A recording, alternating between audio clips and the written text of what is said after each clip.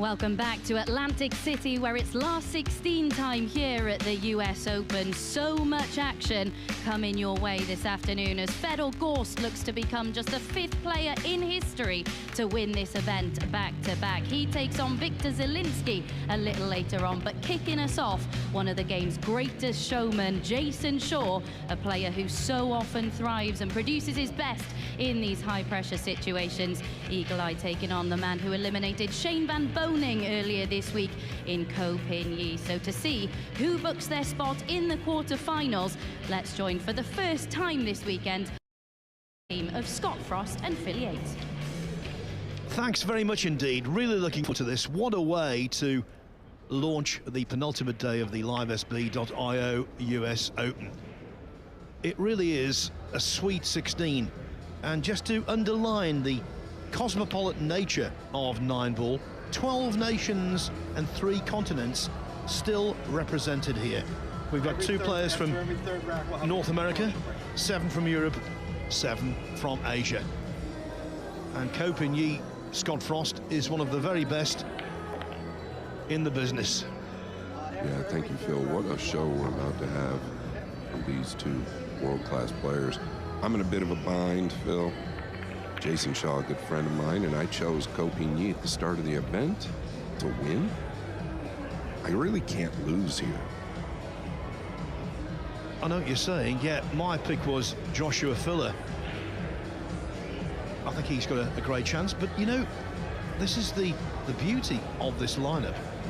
You can actually make a case out for pretty much all of the 16 players left. Some obviously would be a more surprising winner than others, but none of them are rookies, none of them are complete outsiders. So can Shaw just maintain what's been simply excellent form so far?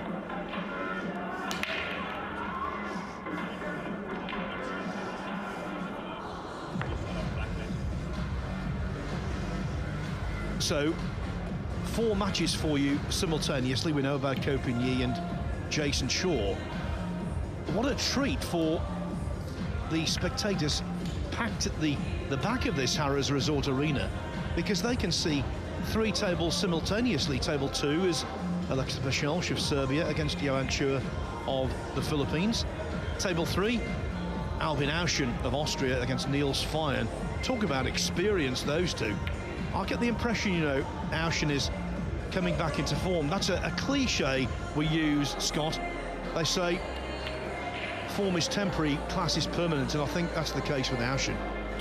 Yeah, hard to disagree with Auschen and what he can do, but one thing we haven't really talked about is Oscar Dominguez, right? He went through one of the craziest matches we've heard of with Wojciech Szewczak, and he was down big time in that match, comes back and wins 10-9, and we haven't spoke much about him, but then the very next match he plays versus Nguyen Antoine, who's a great player from Vietnam, beats him 10-6. Man, he's an outsider, obviously, but we would love to see him do well here. Table 4 is Duong Quoc Quang against Michael Bohannon, another player who pulled off a remarkable comeback against Jesus Atencio last night. He completed a 4-9 combination to get over the line, and the cheer from the Filipino contingent in the bleachers was loud. So we went out on a limb, you know, to pick some people at the start of the week to win this tournament. All 4 of the commentary team did so. We picked who we thought would be our lead candidate to triumph, and we also picked an outsider. And this is what we came up with. Well, all of us, none of us went out on a limb in terms of picking our favourite to win. 2 Joshua Filler, 1 Jayson Shaw, and 1 København. As for the outside picks, well, look at Carl and Jeremy. They've both gone with the leading player from Vietnam, Duong Quoc Quang. Don't know whether he's going to win or not, but I'll tell you this, if he does, that would have a seismic effect on pool in Vietnam, because in the capital city, Hanoi, which is the host major World 9-Ball Tour ranking event, the interest in pool is off the charts. Would you believe over 100 clubs, 100 rooms for break can be found there. We'll tell you about how Duong Kok Wang gets on, but of course we'll concentrate on Scotland against Chinese Taipei. Mr. Cole wins the lag and will break the first game.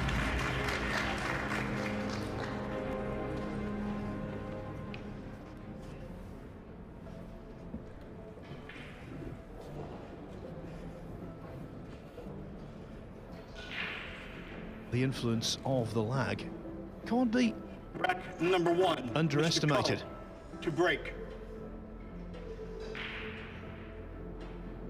Breaking has been tough on this table generally. No great 4 and 5 pack seen, but it's still an advantage to get the ball rolling, literally. Yeah, and the guy at the table's been flawless in my opinion with the break. I have not seen one in the side pocket, and I've covered a couple of his matches. So anytime you're making the one on the break and getting any type of look on the 2, well, obviously here, he's gonna have to find something tactically. Could be the red 3. He wants to sneak up behind. Don't think he can catch the right side of the 2 here. If he could catch the right side, then he'd wrap around.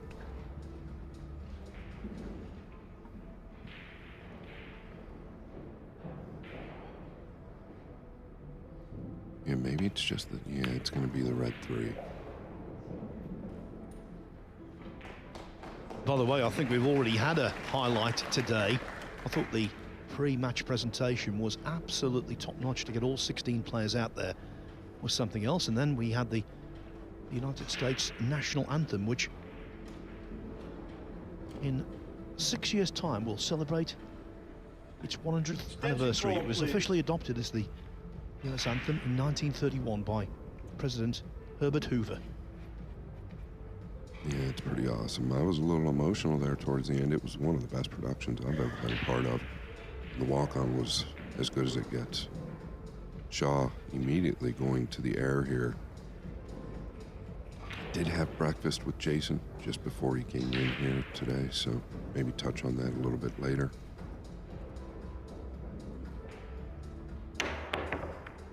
Oh, and actually a great hit. He's not going to get paid for it, but it was a great hit. Kopényi with the first real look to do damage. It's the green 6. It needs a little bit of work. Obviously the 5 will carry you to it.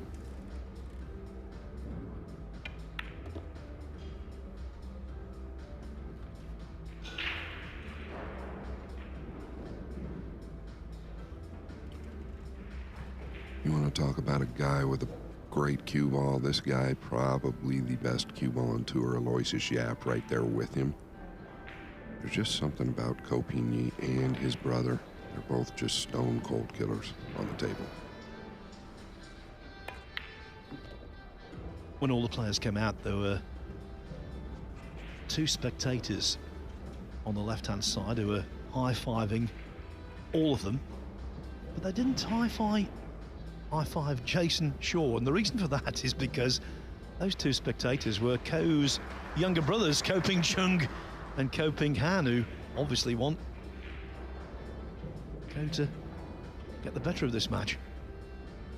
No animosity, it was just a case of you knew which camp they were in.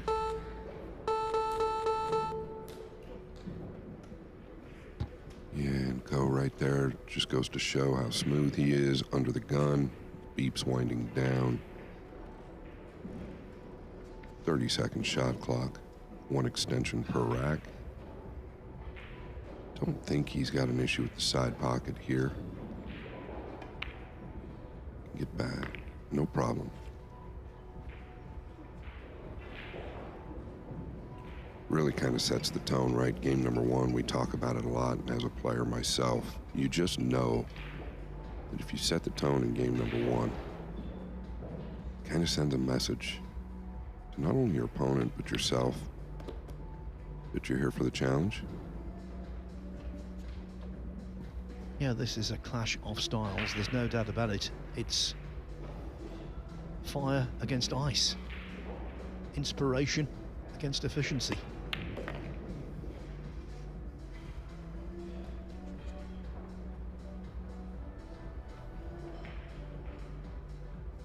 feel Coupigny going to draw first blood. And it wasn't a scrappy, error-strewn rack either. That was a confidence-building start from the man who's won so much in the game. So this is now single elimination. At the start of the week, we began here on Monday morning at 10 o'clock with 256 hopefuls. It was double elimination to eliminate 75% of the field. Now it is win or go home. Last 16 in quarterfinals, they are both a race to 10. The semi-finals, which start proceedings tomorrow, they're a race to 11. And then the final is a race to 13 to determine who wins this first prize for the US Open of $100,000 US. The first ever US Open was in 1976. Mike Siegel won that.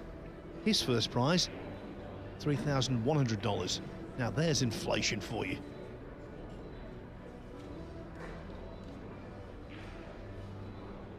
Not just a record-breaking first prize either, the total purse of $500,000 US is also unprecedented for this tournament. It would do wonders for Jayson Shaw. It would propel him into the automatic spots for the European Mosconi Cup team. Not that he's not going to be there. He was a revelation last year as captain. Current score is 1-0 in favor of Mr. Ko. Mr. Ko to break.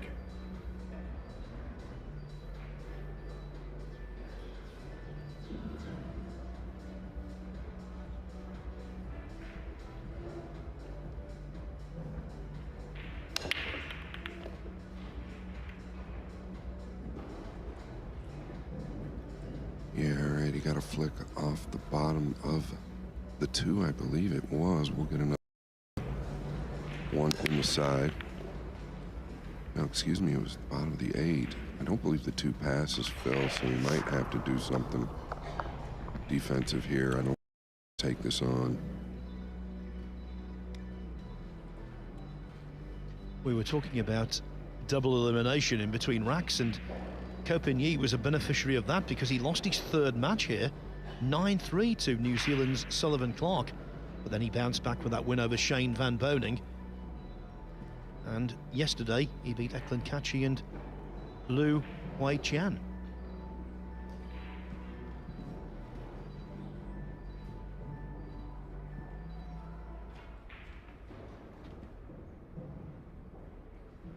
Is he trying to sneak this by? Yeah, he might be using all the pocket. Here's a great look. Yeah, this might be good here. The speed is what carries that ball in. What a great shot.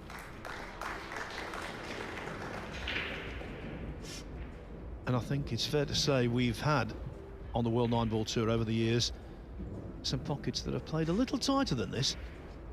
Last year's UK Open springs to mind.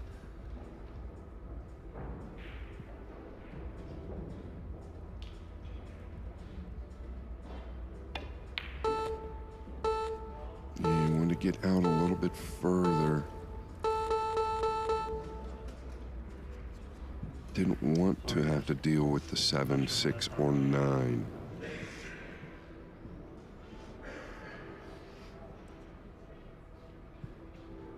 reason he didn't get out as far as he'd liked, he caught the 3 a little heavy. Big exhale from Ko.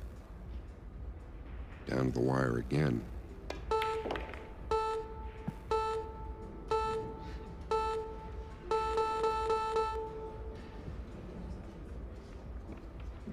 The beeps going off erroneously. No time foul, of course.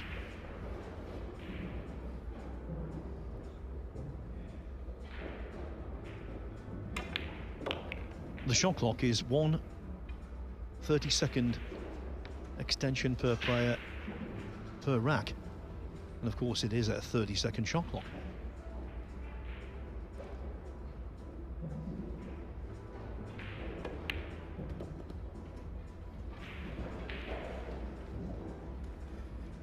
Yeah, when Coupigny's going about it, it's just so, like, basic and simple.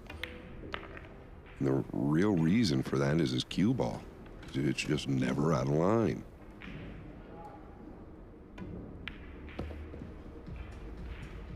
Well, as you can see, he's in shape in more ways than one. Perfect position, perfect start. Køping leads Jayson Shaw 2-0. On table 2, Johan Chur has taken the first rack from Alexa Pachelsch. Sorry about the time clock. I'm sure they're working that out. Albin Ausham 1-0 up on Niels Sveien. Michael Bohannon, he's 1-0 up on Duong Kwok-Wang. Talking about Johan Chur on table 2, as we see Køping statistics.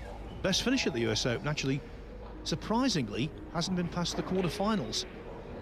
He was at that point in the event last year. He's World 9-Ball Tour ranking number 16, whereas Jayson Shaw comes in at number 11. I think it's very interesting, though, in terms of the quality on display here in the last 16. 4 of the top 5 survive. Yeah, Johan Chur, this time last week, was winning a World 9-Ball Tour ranking event in Roanoke, Virginia, at the Wolf's Den Club. He won 5 matches that day. Very lengthy day, very grueling, to win what they call the Battle of the Bull. He's winning a lot these days, Scott. Yeah, you just touched on that, right? Johan Chua playing 5 matches in that day in the final versus Shane Van Boening. Chua looked like he had just woken up. I mean, that's something you're talking about, being in shape, kind of like Køping. In favor of Mr. Ko. I think that's where you kind of got to give the nod to Chua, right? He is really in good condition and up to play as long as he needs to. And while we were talking about him, he won the second rack, so he leads Alexa Pachelsch 2-0.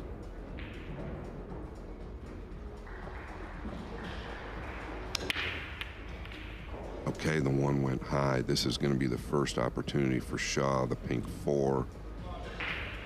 Just settles in front of the cue ball. He's got to look at the 1 to the side, elevated.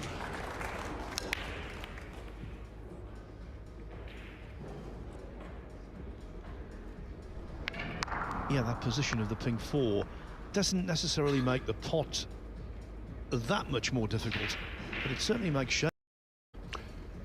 Yeah, and I don't know how elevated he really is here. I think it's kind of natural anyway. He wants to use a high ball. I think maybe just wants to avoid the 6. I don't think that's a problem, though. Oh, but the 5 could be. The 5 could be. Did he get lucky here? Oh, he has. He'll take it.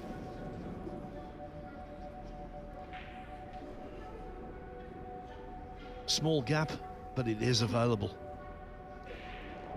Yeah, and he's actually gotten below the 2 to where now he kind of has the angle where he can just go forward and come in like towards the 8 if he wanted. Hold clock, please. Now the side pockets, we've talked about how tight they really are. Yeah, I see. John Lehman, get out the ball marker, pal.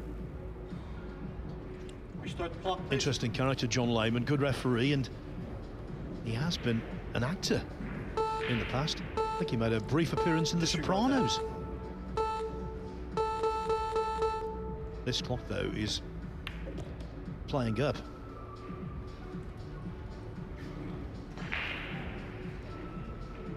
Yeah, so maybe not as thin on the 3 to the side as I think, but now he's going to have to draw out toward the center of the table, which makes it a little bit more missable.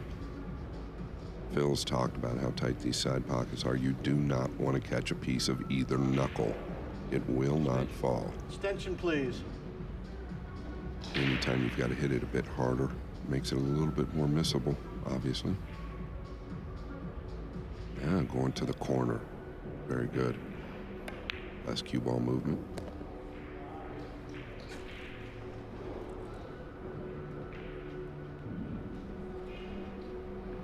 I think it's a really interesting spectator dynamic with Jayson Shaw.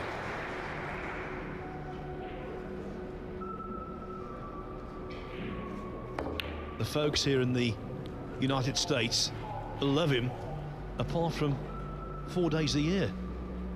The Mosconi Cup, when he's the arch enemy. Yeah, there's nobody better in that arena than Jayson Shaw. How he controls the crowd on both sides, believe it or not. But his cue ball a little suspect early. Wow. He got into that.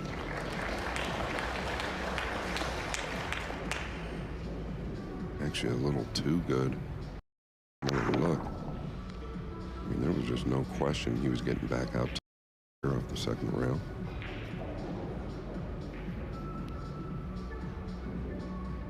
All right, he's going forward. Watch the left side pocket.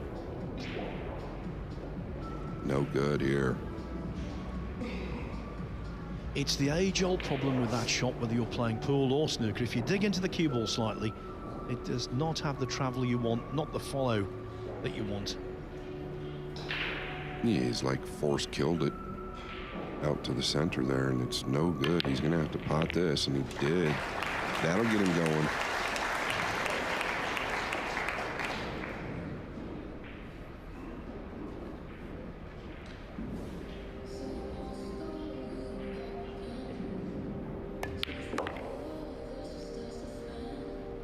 Already you get the sense that this match is going to live up to expectations. Ko was excellent in the first two racks.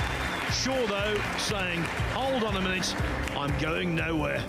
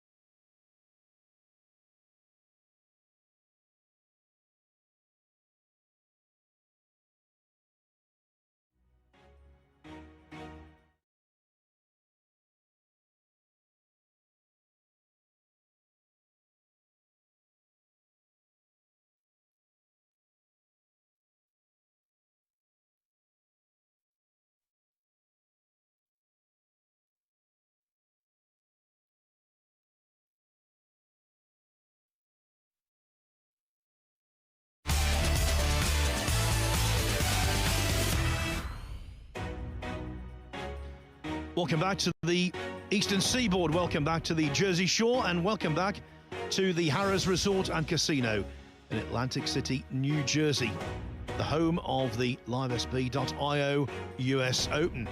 We're into last 16 combat right now. All out there, well underway. Perhaps the most surprising score, and Michael Bohannon 3-0 up on Duong Kok Wang. Johan Chua 2-1 over Alexa Pachelsch. Niels Fein and Albin Auschen have shared the first two racks. Pachelsch is interesting, Rack actually. number 4. Our current score is 2-1 in favor of Mr. Ko. Mr. Shaw to break. Yeah, Pachelsch is interesting. He's from Serbia, and there's a good chance his father will be calling the shots on Serbian TV. He's a commentator as well. All right, it's going to be the 3 and the 8. Good news for him is he's getting as well, but bad news is he wants that 1 a little bit closer to the side. In other words, he wants to make it. He can roll this forward, though. I think it's all about this shot, just getting on the 2.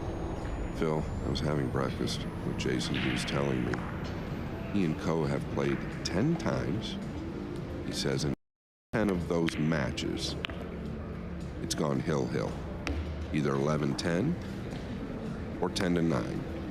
Got some visitors again? Well, he was very nifty at killing that bug. Yeah, that was Kopini's better half.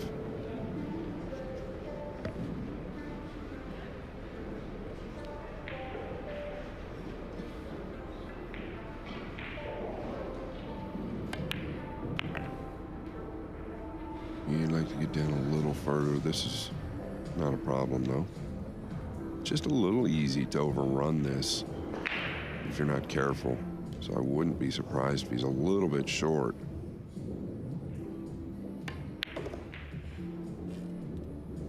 Yeah, he was just scared to overrun it.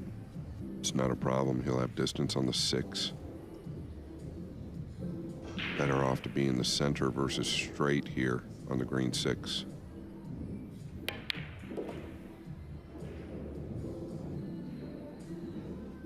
He's looked different all week, Phil. It's great to see. Great for him, great for Europe in the Mosconi Cup, because he has been such an inspirational figure for them. He's been the Mosconi Cup MVP on numerous occasions. In fact, I can tell you exactly when: 2020, 21, and again last year.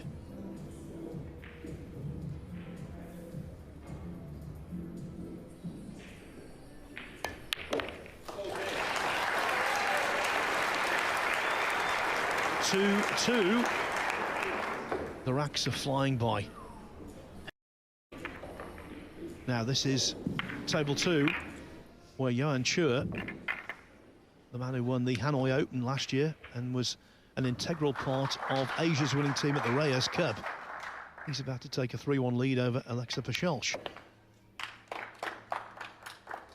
And on table 3, Niels Fein, well into his 40s, a veteran, but a resurgent veteran. He's got an opportunity to take a 3-1 lead over double World 9-ball champion Albin Auschen.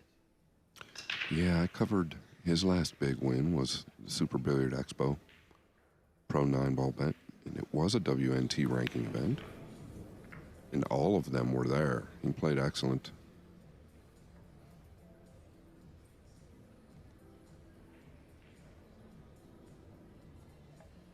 He's won so much, Niels Fein, but there's still a few gaps in the CV that he would love to fill.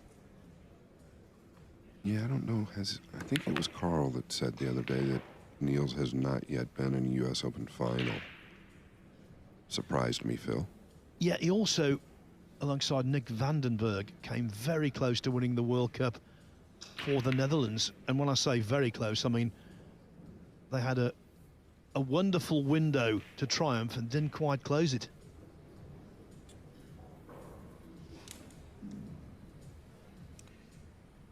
But that doesn't mean to say he's not a winner. Rack number 5.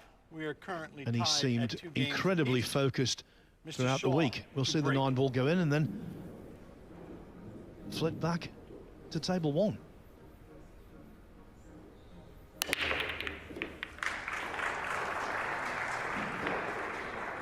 Yeah, Jayson Shaw's got the 2 down, but once again, the 1 has hit the same knuckle. on the left side pocket. Fortunately, getting looks on the one. Happen very often. People getting a big kiss from the blue, too.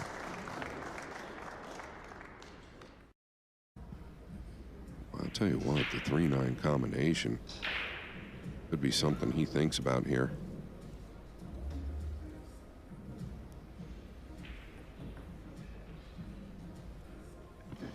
Yeah, you know the old saying, I can resist anything apart from temptation. And this is tempting.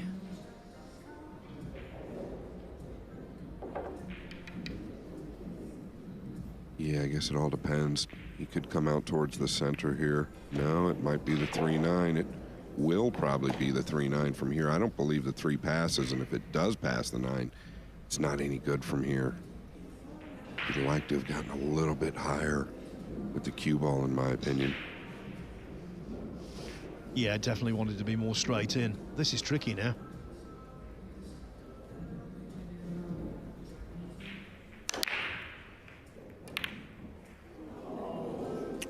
You saw him peering up table. That means that he was looking for a place to land the cue ball if he didn't make it. The problem is that you start to split your focus. And with a combination like that, I don't know that you can afford to do that. Ball. News from table 4, Michael Bohannon 4-0 up on Duong Kok Wang. Duong's many fans in Vietnam will be aghast.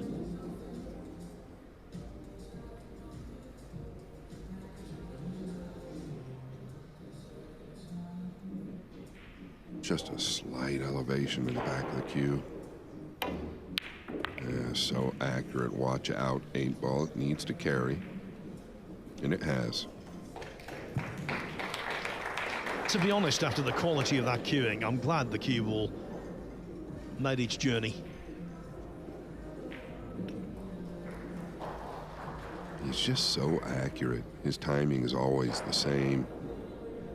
He and his brother, Ko-Ping Chung, they're a little bit different styles. I think Ko-Ping just looks a little more tight as far as the cue ball, and that's a good thing.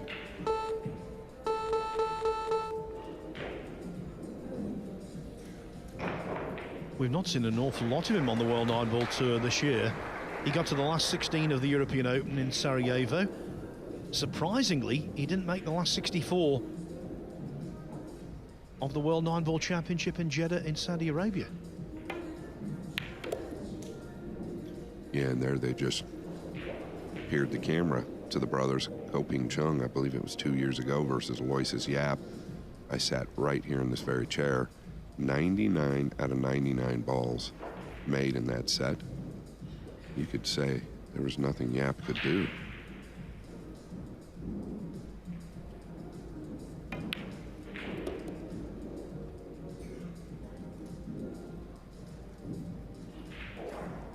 Maybe fell on a little bit of the drop down angle here. It's not going to be a problem. He can play the 8 in the upper right.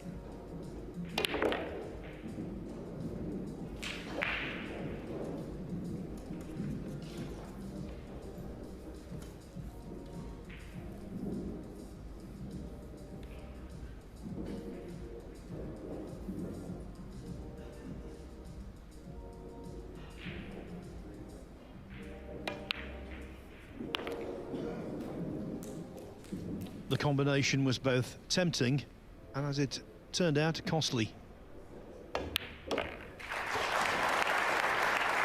In goes the 9.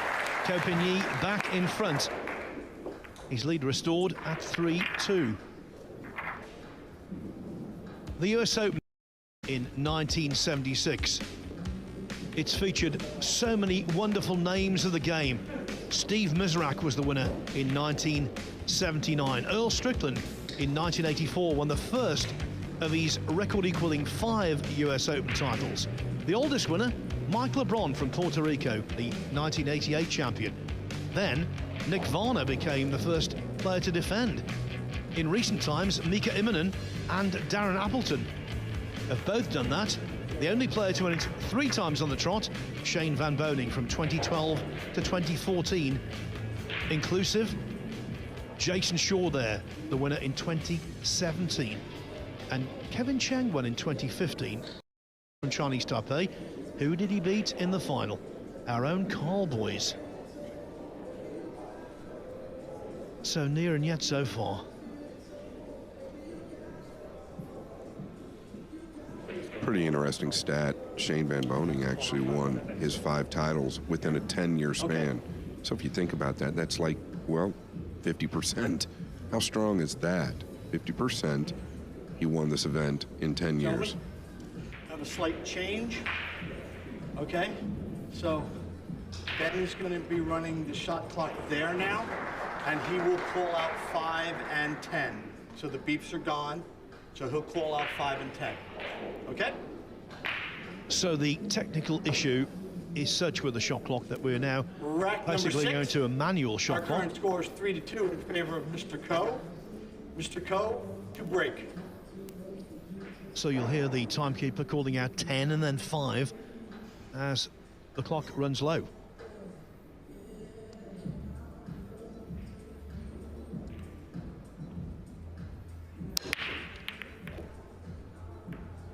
Yeah, watch out, cue ball. How did this ball hold up? 70% of it is in the cup. Yesterday in the Francisco Sanchez Ruiz match against Jesus Atencio, that particular pocket. Wow, that is on the precipice. Yeah, that might be the deepest I've ever seen a ball hang up. That's incredible. I mean, that's incredible. You were talking about the fact that Shane Van Boening won 5 titles in a decade, saying that was dominant. Jayson Shaw, in this tournament, before this match, was dominant. He played 60 racks to get here, and he won 47 of them. But you always knew that Køping was going to provide very stern opposition. Yeah, this is not easy. No, nothing easy about it. Just so awkward to have the cue ball that deep in a pocket. It's not conventional.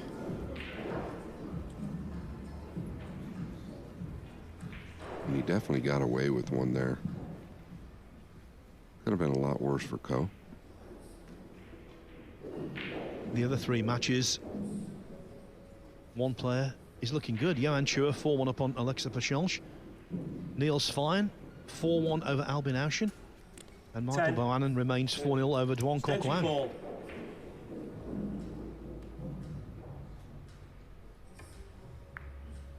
Yeah, it's a great hit right there. To catch that ball that thin and use the purple from that distance made it look easy, but I promise you it's far from it.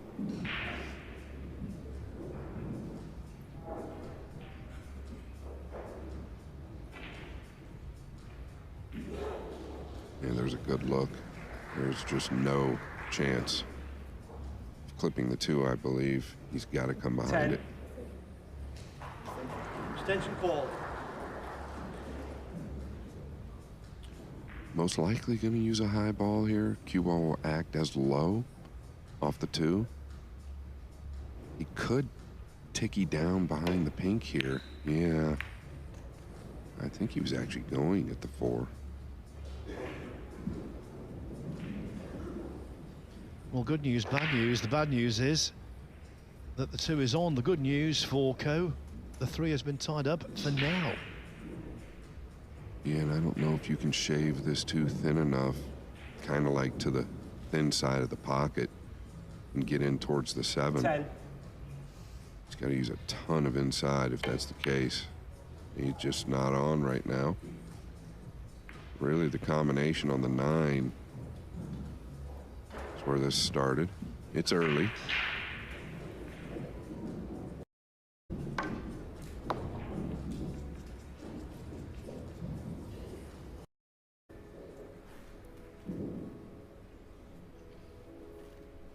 Watch the double hit here.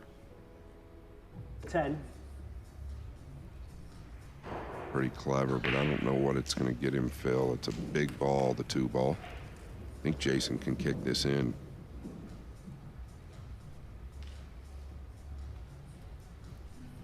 I would actually make him a slight favorite to kick this in.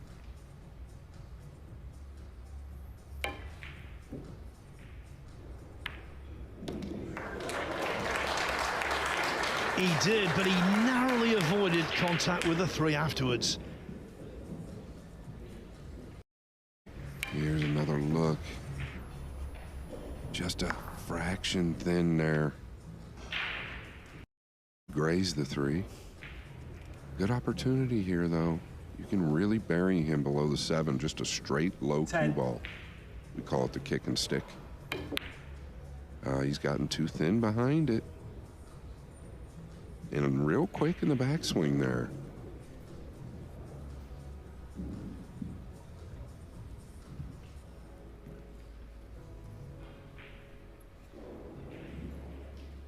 Michael Bohannon 5-0 up on Duong Kwok-Wang. He knocked in a spectacular bank on the 2, drew back for shape and went from there. 10. 5.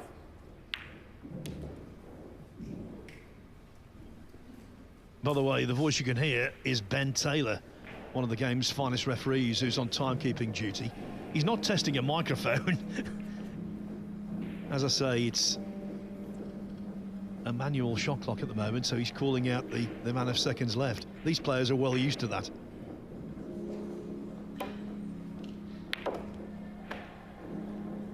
All right, we've seen it a couple of times. Shaw tried to go forward and didn't get there. Now Ko, I think he wanted to be out towards the center. I don't know that he wanted to be below this ball. He caught it a little thick. Looking to the upper left now.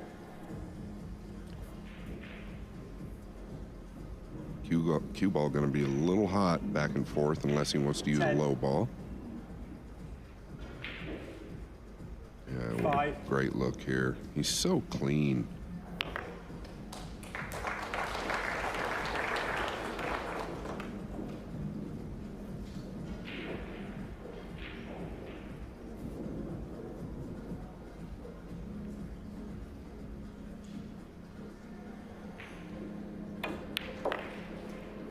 Elite players don't typically like to be straight in. If he goes to the upper right, he would need to be. That's why he's looking at the side here for the 8.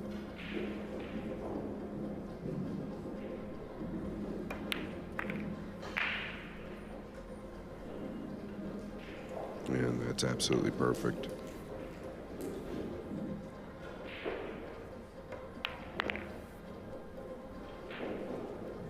A decade after being named the Billiards Digest Player of the Year for 2015. Ko秉逸remains a force to be reckoned with. In 2015, he won the World Handball Championship and the World Cup, and now he's 4-2 up on Jayson Shaw.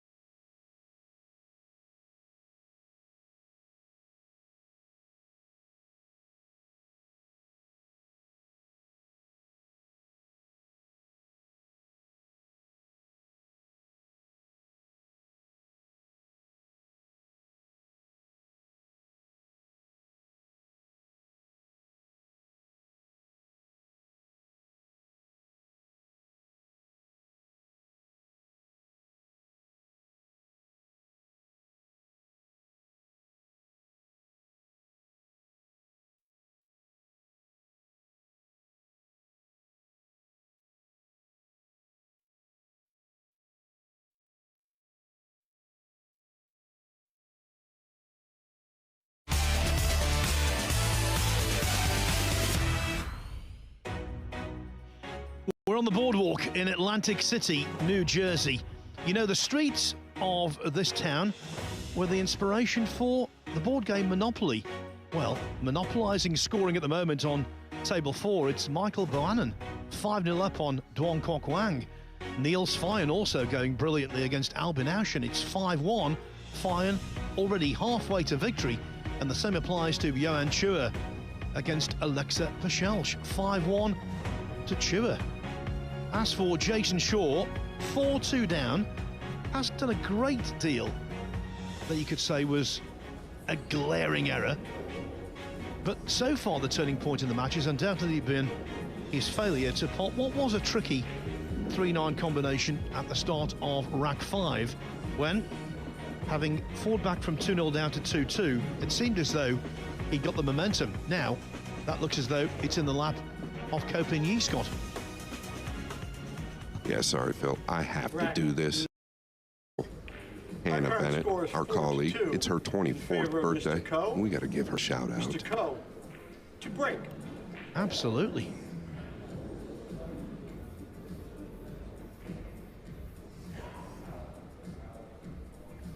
I remember it was my 60th birthday at a snooker event back in the UK, and Phoebe Millam, who works for Matchroom, put 60 balloons in the commentary box. There wasn't room for the commentators.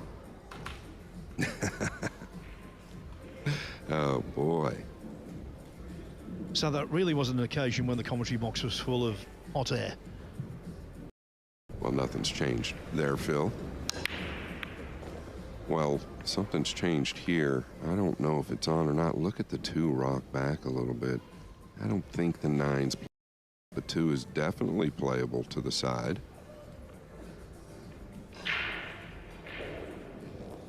And the 9 is going to help him.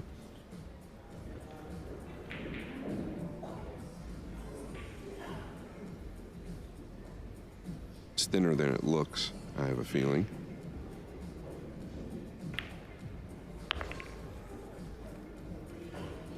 Yeah, there's nothing stopping him here. He is great in every department. The long ball is not something he suffers with, and this is just mid-range. And the other thing, which is essential for serial winners in any sport, he's got a very good temperament and a steely nerve.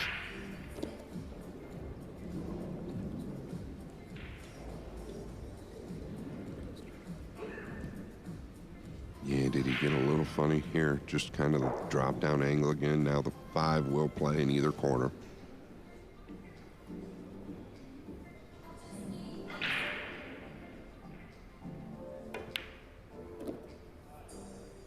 Needs that to bounce. This could get a little funny now. If he were to just go forward, where is he going? Can he avoid the 8 and play short side?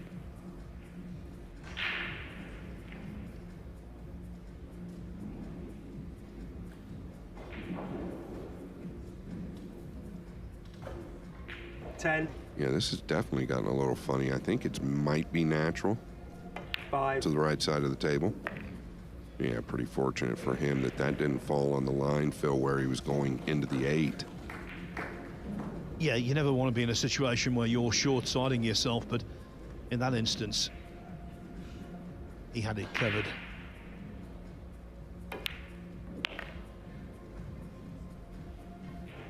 Yeah, so a combination, like Phil said, in game number 5 from Shaw that was missed, and then a 2 ball that was missed.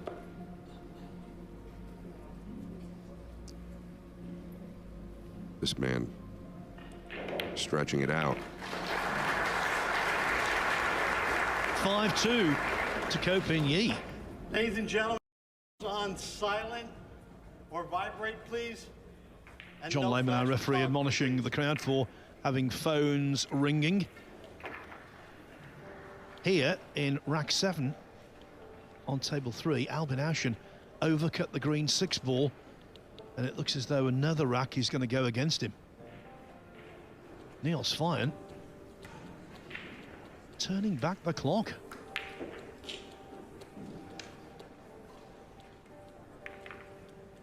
I tell you what, it wasn't U.S. Open status, but the Super Billiard Expo that he played in and won I'm not surprised he's playing well. Well, the 2014 World 9-Ball champion, who is now 48 years of age, he's nicknamed the Terminator. And it looks as though he might terminate Albin Auschen's US Open.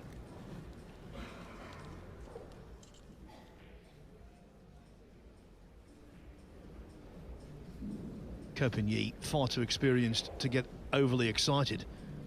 He knows that a 5-2 lead means little. It can be quickly eroded. But while he's not excited, I think he will be satisfied with the way things have gone so far. 5-2 in favor of Mr. Ko. Mr. Ko to break.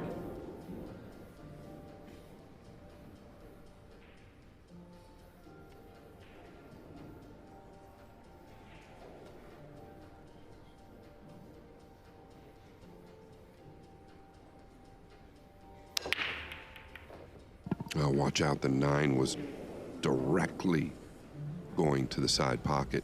The 2 just flicked it out. Look at this. There was just no question here.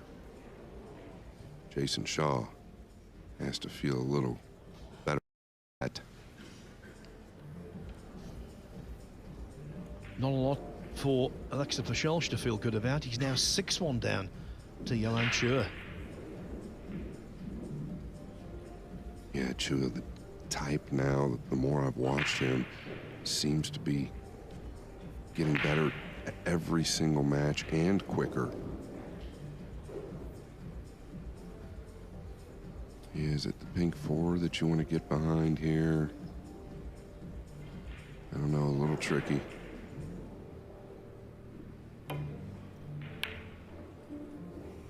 Doesn't want to make the 2. Yeah, that was not by design. Applause from the crowd. Must feel like daggers in the heart for Køpen. It's the last thing he wanted. Yeah, and I really think he was worried about the 8. Attention, please. Running into it. That's why he caught it a little bit thicker.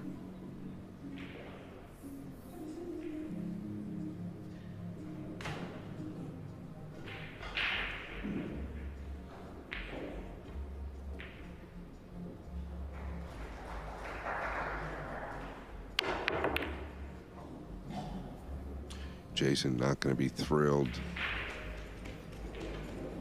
how this finished. Yeah, Shaw isn't getting an awful lot of quality table time, and he's deprived of it here.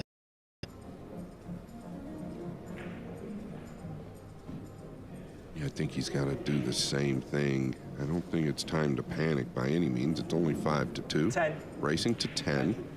You could bank it back to the lower left. He's that type of player, but the pink 4 is huge. I think he can get behind it. There's really no risk of making a ball in another pocket.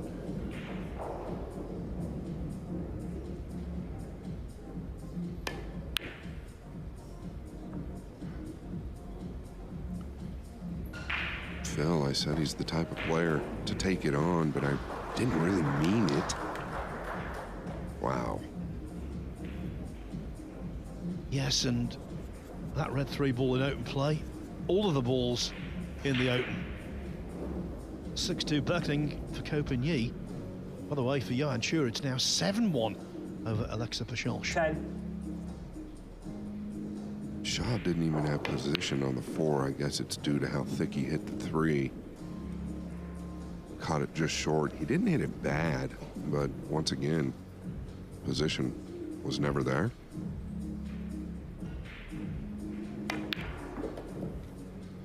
Kind of get the feeling that Shaw just feels like he's got to make something happen. It's not necessarily how it works. You've still got to play the game. He had a real good defensive option there. How will it affect him going forward? Because this guy's not going to let up.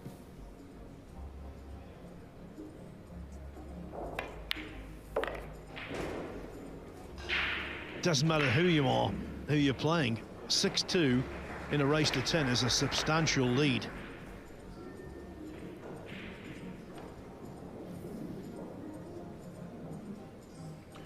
Yeah, Phil, and he's breaking better than Jayson. That's obviously pretty clear. Jayson long with the one both times.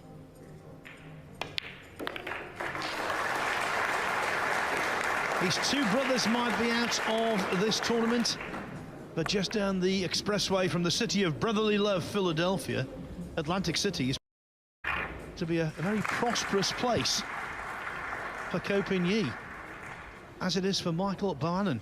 This is on table 4, where the Filipino, not one of the best known Filipinos, by the way, took the first 5 racks from Duong Kwok-Wang.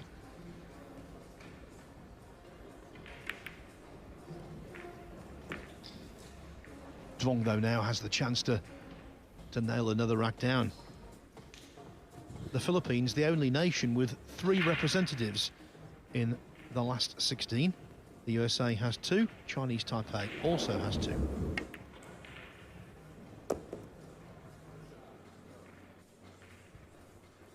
News from table 3. Niels Feijen now 7-1 up on Albin Auschen.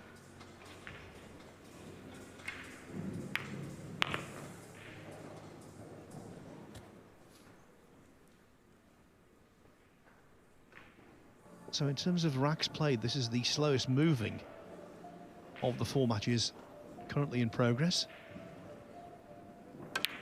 Rack number 9. Correct score is 6-2 in favor of Mr. Ko. We saw a match yesterday where a 7-0 deficit was overcome in a race to 10, so a 5-0 deficit most certainly can be by Duong Kwok-Wang.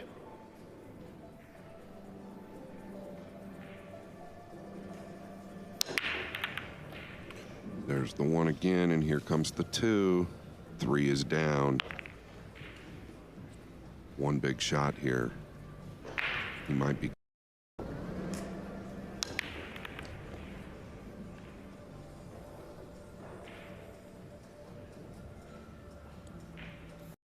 Yeah, I think he can play this to the side and go 3 rails. He's just got to miss the 5, Phil. Yeah, you're right. 1 big shot and the whole rack could open up.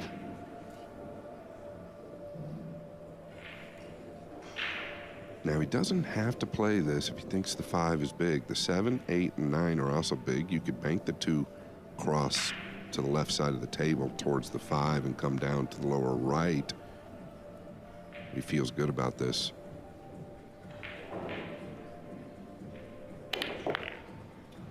The 5 was big. Does he have a look on the pink? He does. And again, that will get under Shaw's skin. That was lucky. And he's well capable of nailing this. Yeah, not much you can do at this moment, but might be thinking about that bank shot he took on. That's really what he's not happy about. This plays really kind of into a big pocket here. You're just shaving it. You're not hitting it very hard as far as the movement on the object ball. So you can mishit it a little bit, and it's still going to take. I think he's got to gamble here and just go towards the 8 and 9. But he might spin out and around.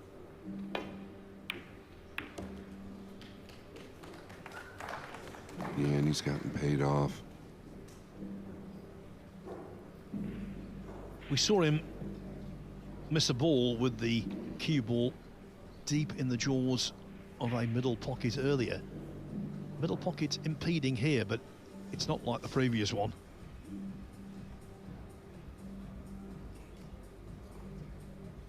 He wants to find the gap, and he has. Yeah, that's really nice control right there. 8-1 Johan Chur over Alexa Bashelsh now. What a rout it is on table 2.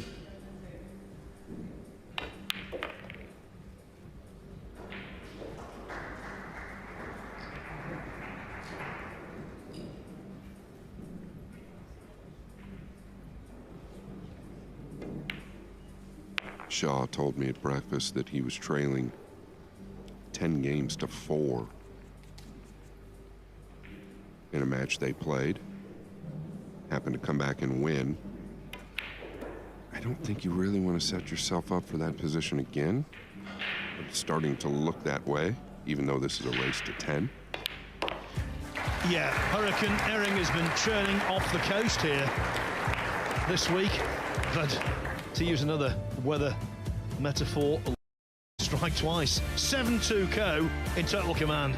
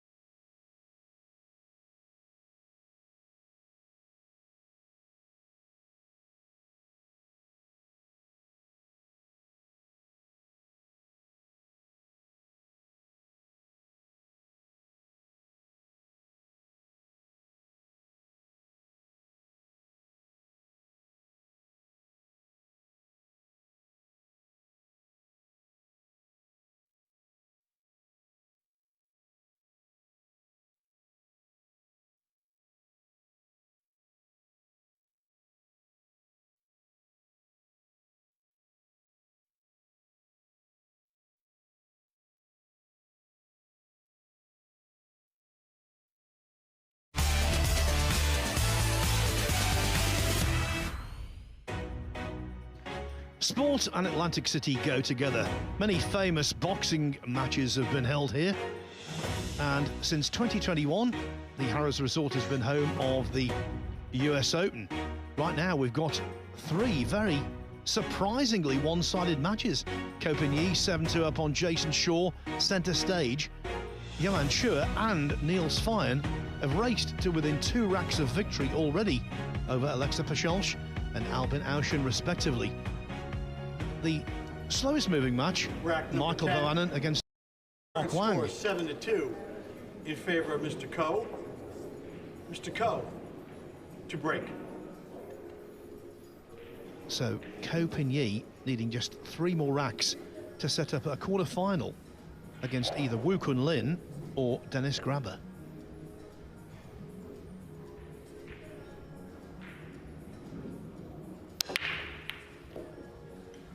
Yeah, stark contrast to the break shot between these two so far. And this is exactly what I'm looking for. He's actually getting into these balls really well. That's why the layouts haven't been terrible. It's the 3-5 that he's going to have to deal with. Serbian number 1, Alexa Pashel. She's pulled a rack back against Johan Chur. Chur's lead now 8-2.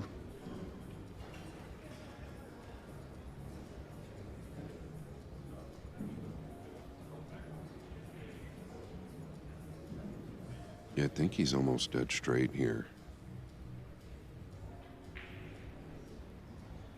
Ideally looking to be above it, but maybe coming below the red 3 now, last minute. Yeah, he was wanting to come below it, but this is okay, I think. We've just got to keep the cue ball clear of the 8 and 9. I believe he's going to play the 3-5. Now you could lay him up under the 5. But let's not forget, Jayson kicked the 2 in a while ago, so if he lays him up, he wants to get the 3 off the rail. Yeah, that's really good. Problem here is, Phil, he's tied it up. So if Jayson chooses not to hit at this, he could maybe flip the 5. You don't necessarily even want to kick at this and open him up. Yeah, because deliberate foul shots are allowed. Foul, no contact.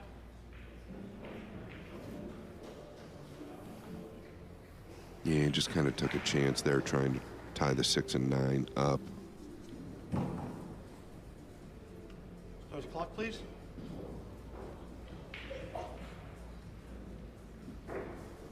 Problem is, the 9 is kind of, well, I thought he might thin the 3 and send the cue ball up behind the 6-9 real tight, because you never risk selling the 3 out. This is great if you can wedge him behind the purple. 10. 5.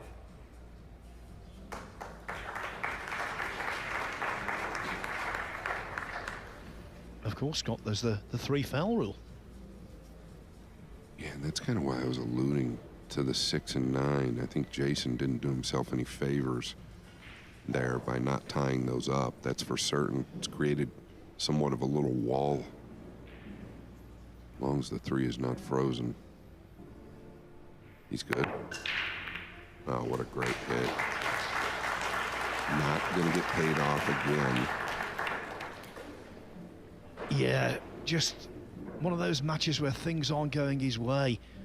Hasn't just left the 3 to the side, he's left natural shape on the 5, and away Ko will probably go again. Yeah, at this point, it's almost like Jayson's starting to beg for some type of a mistake from 10. Ko, and you just don't feel it coming. His technique is flawless, Ko秉逸. Absolutely flawless.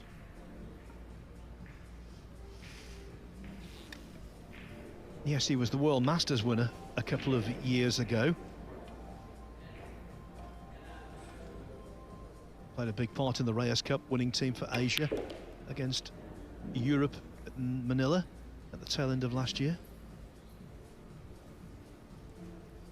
He's won tournaments all around the world, including in Japan and the All Japan Championship. And he was back-to-back world junior champion 18 and 17 years ago respectively. 10. Still only 36 in the prime of his career. You see the transition there once he's down on the cue ball? Just so fluid and effortless. That's what he looks like to me.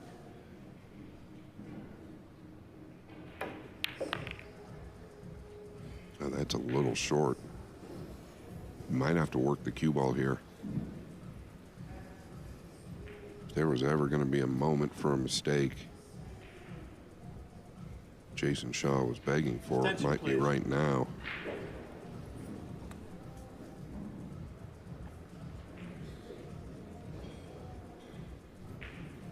Just hard to believe that he's going to falter. It's going to come around 3 rails here.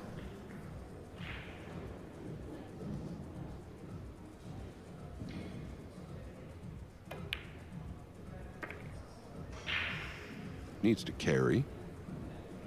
He's just got there.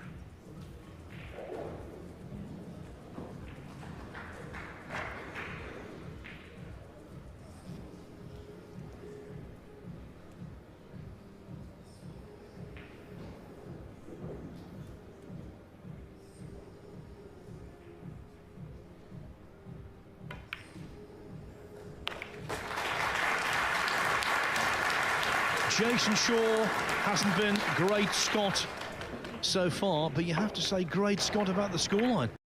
8-2.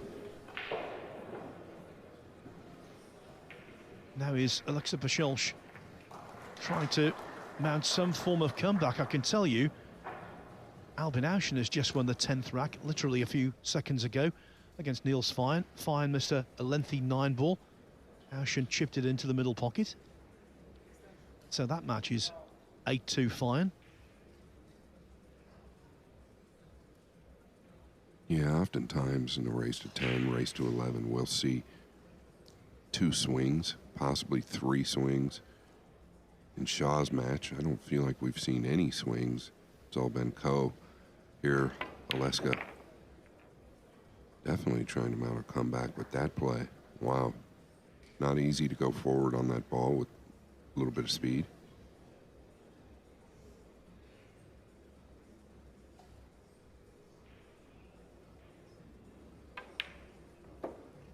Showing heart.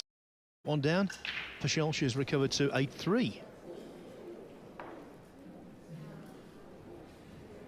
Yeah, Brady Berman, Barry Berman's son, the founder of this event, just walked by our desk. Really good young man. Knew his father for a long time, Phil. Well, there's definitely a family resemblance, isn't there? Rack number 11. Yeah, they could be Our current identical score is twins. 8-2 in favor of Mr. Ko. Mr. Ko to break.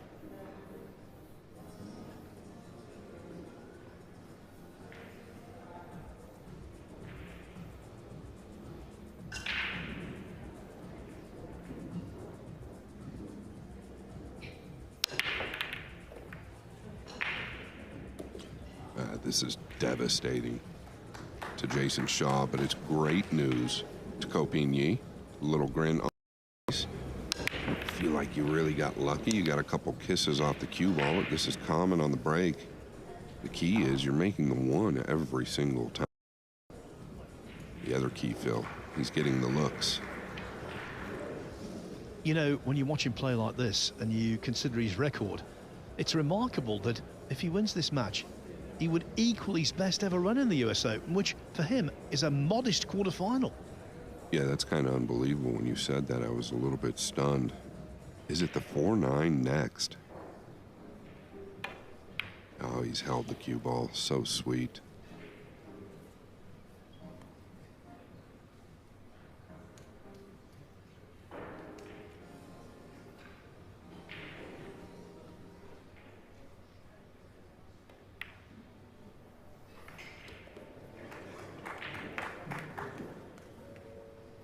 Well, it's another case of connecting the dots.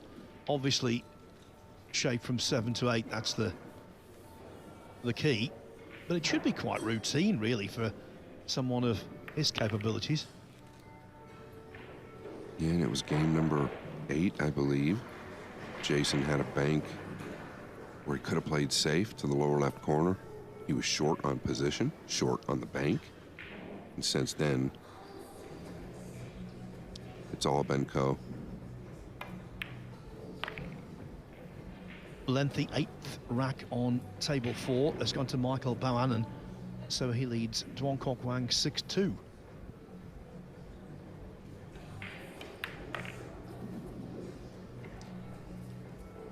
Yes, he's gotten the rubs. He's had a few good little things happen for him, but he's played really absolutely flawless, Phil. There's nothing that sticks out to me where says he doesn't deserve this. Yeah, skill plus a little smattering of fortune. When Kopinyi is involved, equals unbeatable. We always knew he could be on the hill against Jayson Shaw, but we did not think it would be by a scoreline of 9-2. Table 3, it's 8-2. Niels Fine in a battle here for superiority in this tactical exchange at the start of the 11th rack.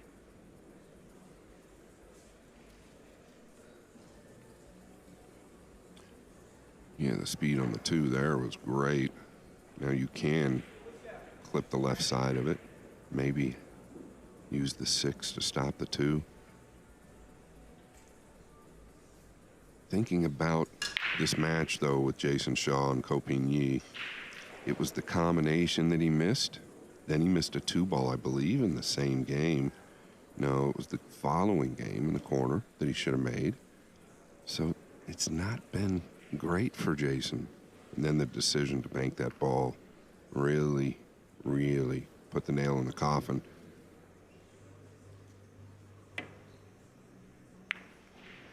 Want to catch it thinner.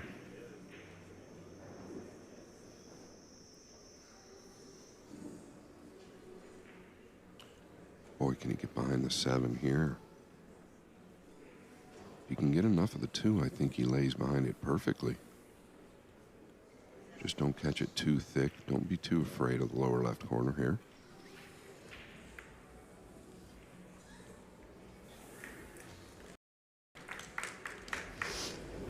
Rack number 12. Our current score is 9-2 in favor of Mr. Ko. Mr. Ko to break on the hill. Jayson Shaw, 7 down, a possible 8 racks to go. Is it going to be a clean kill from Ko?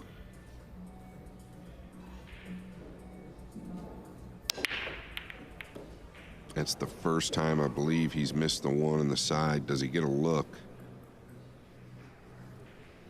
Maybe he's missed it one other time, Phil, but this might be the only opportunity Shaw gets. Yeah, the break not dry because that rogue down.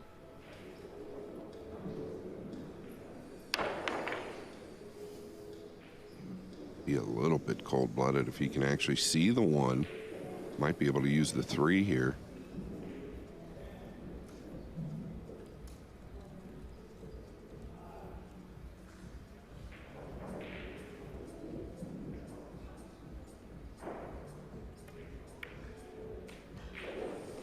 Oh, wow. Wow. His cue ball control is literally second to none.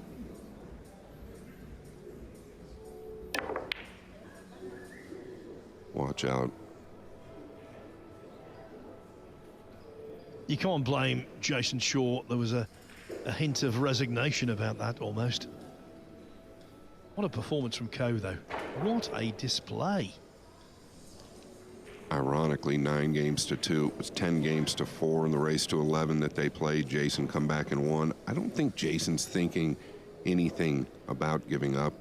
I think he's just kind of praying for a look of any kind.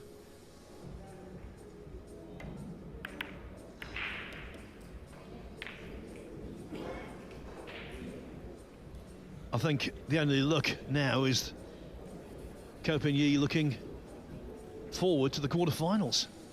Yeah, so what? Game number 8, Jayson takes on the straight back bank. I thought it was risky. He could have got behind the 3. There was no question there about the defensive play. He's been punished ever since. Obviously the combination, and then the thin cut on the 2. All pretty big mistakes from Shaw. Koping-Yi is not the guy you want to mess with.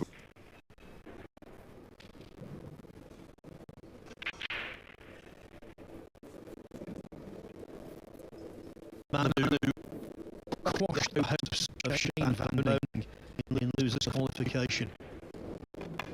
Again, Van Boening's ambitions of a 6th US Open title this year at least.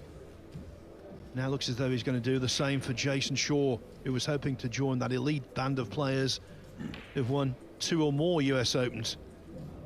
Again, looks as though the Scot will have to wait another 12 months to deliver.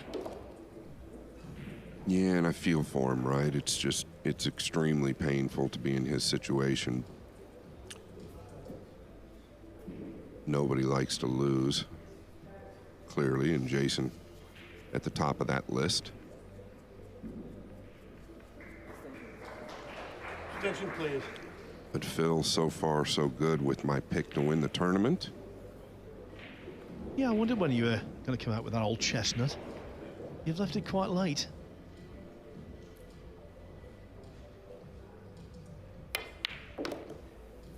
Lovely. It's an extent, though, of Ko's performance. Shaw won matches 9-0, 9-1, 9-2. Then he beat Max Lechner and Emil Gangflow yesterday. But today, he's been relegated to the role of a spectator.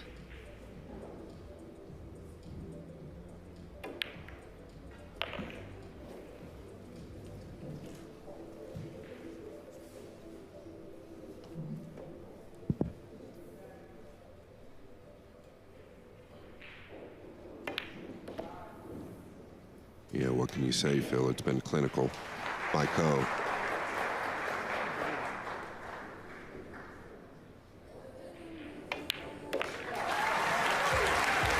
Ko defeats Jayson Shaw. Nay, he trounces, hammers Jayson Shaw by 10 racks to 2. One of the finest displays you'll ever see. And the first couple of spectators to congratulate Ko. He's two brothers, Ko Ping-han and Ko Ping-chung. He's into the quarterfinals. He's equalled his US Open best. And on that, he will take all the beating in the quest for the Barry Berman Trophy.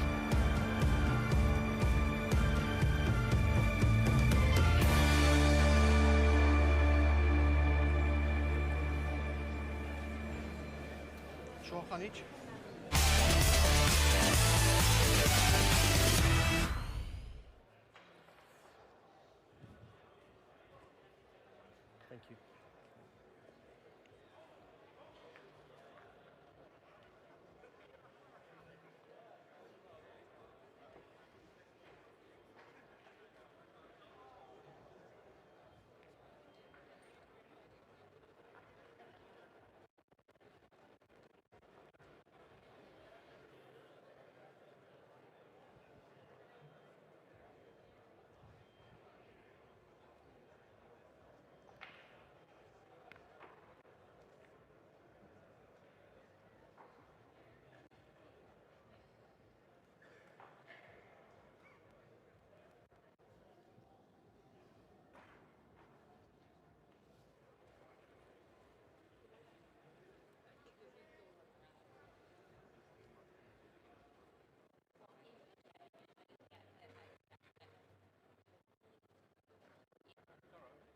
You want him in practicing now, Ben?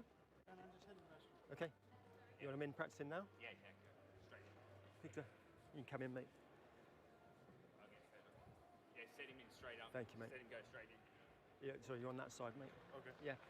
The beeps aren't working, so John's going to call 10 and 5, all right, from here, because there's no beeps. Why not? Because they're not working properly. Okay, so just make sure he's gonna Say it loud. say it as loud as possible Sure. because I'm deaf. No problem. Push outs and extensions, call to me. If I don't repeat it, I haven't heard it. So just make sure you say it to me, all right, mate? Yeah, will he have room? Yeah. You want him to practice one there, talking, yeah?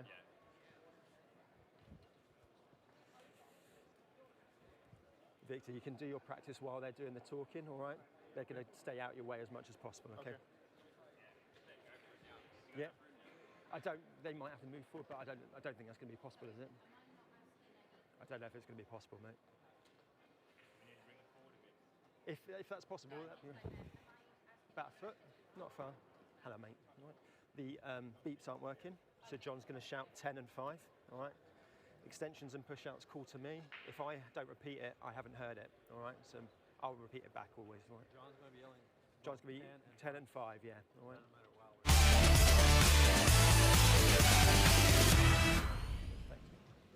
Good evening and welcome back to the US Open here in Atlantic City, where we have just been treated to a Ko Ping-逸masterclass, a high-quality contest with Ko coming out on top, demonstrating his tremendous cue ball control throughout that match, and he is through to the quarterfinals of the US Open. Scott Frost alongside me.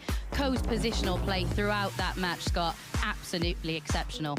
Yeah, I have to say, Ko was my pick to win that. dart, Abby, but not only the positional play.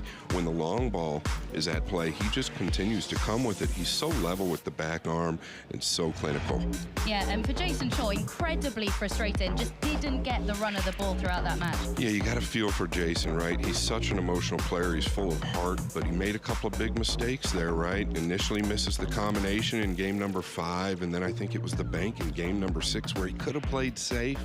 It was all co from there. Yeah, it was indeed. Still plenty of 9-ball to be played in this, the first of 2 sessions today. Josh Filler, the European Open champion and winner here in 2019. He's looking very good indeed. He goes up against home favourite Oscar Dominguez, whilst the winner of the last 2 Open events, Aloysius Yap, well, he's in action against Jeffrey Rodder at the end of that all-European clash that is currently 9-2 to Niles Fearn against Albin Ocean. But Scott, just picking up on Joshua Filler, because watching his game so far, he is breaking incredibly well, and he's been involved in some tactical battles that he has dealt with incredibly well as well. Yeah, I covered his match yesterday. Forgive me, I can't remember who he played, but he struggled early with the speed on this table, right? But I say early. The longer it went, the easier he got with this table, the better he got dialed in. The more he got dialed in, his break shot got better. Everything started to really tune up for Filler. We haven't talked about him enough, in my opinion.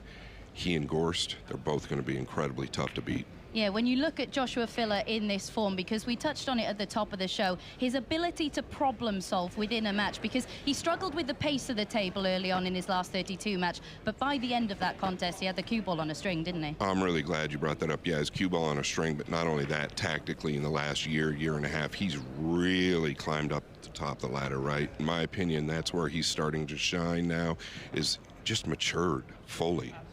Yeah, we've spoken a lot this week about the history and the prestige of this tournament. And earlier on this week, a few players sat down to talk about why it's so special. Winning sports events at the elite level is not easy. These 4 people are linked because they've all won the biggest prize in the pool. It's the US Open. The man they call the Ghost has left everyone for dead. Let the celebrations begin. Viva España! Jayson Shaw, man on a mission. Jeremy Jones has just become the 2003 US Open 9-ball champion. Why is it so prestigious? The history of it and where it came from, I think, has a lot to do with why it's so important. Plus, if you look at the list of names that have won it, if you happen to get lucky enough to get in there, it's a pretty awesome list. You know, like you got the World Championships and many other events, but I feel like just everything that goes along with it, the history, the players that have won it, just makes it special. Yeah, for me, I think definitely was my biggest win, because maybe even more than World 9-ball, because the crown, like they said, the green jacket is something like unbelievable, you know. So I think when you lose the final, you finish runner-up. It was my first one. Obviously, that was going to get mentioned in this one. You know, they've been stitched up the final. I lost in the final, and everyone's won it. Yeah, I was playing against the crowd in the finals. Obviously, everybody was rooting for SVB. It was different. You know, I'm winning a rack. There's 3 claps in the room. The SVB is winning a rack, and the whole room goes wild. Yeah, I remember we were tied, I think, and I made it was a close jump that I made. Yeah, that was like a big turning point in the match. Yeah, the 4-ball. What do you see as the big kind of changes from sort of back when you was playing in your first few to where we're at now? Well, of course, for these guys, it's great. You know, the prize money always going up. That's something you always notice. But, you know, trying to carry on a legacy and improve a legacy is what Matchroom's done. But carrying it on and making the tournament better along with the players getting better. Right, lads, I think we'll call it a day. That was brilliant. Really enjoyed that. Thanks a lot. Yeah, cheers, pal. Yes, Scott. Open plays such a huge role in the history of 9-ball pool. What, in your opinion, sets this tournament apart? Well, initially it came from Barry Berman, right? Barry Berman's son, Brady Berman, just came into the building. Barry was such a founder, such a great founder of this event, really personable. I think that what Matchroom has done with this event is incredible. What they've done with the event's incredible.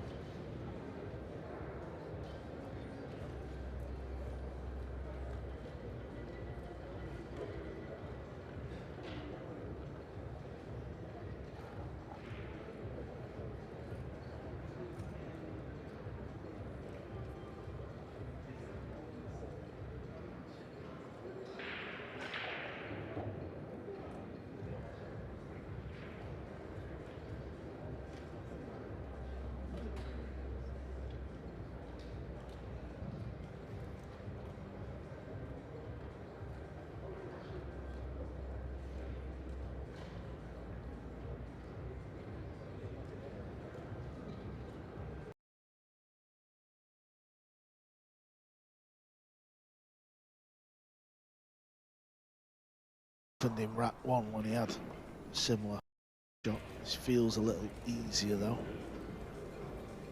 Cue ball might not be easier though. He's got to avoid this 9 ball. Yeah, as long as he makes the ball though with that 4-rail path. I mean, he's got to worry about the 6, right? There's some cover up, but I really don't feel like too much bad can happen as far as snookers or scratches, anything like that. I feel like he could go 2 rails slow, but he's not.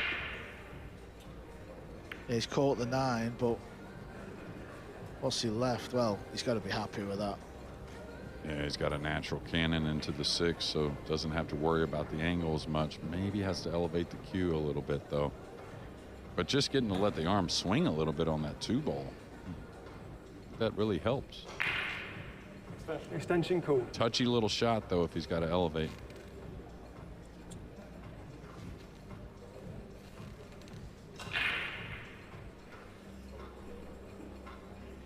Back of the cue is definitely in the air. You can't tell from the overhead.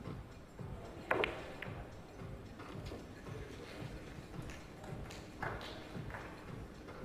all right, just go forward, play the purple up long, most likely.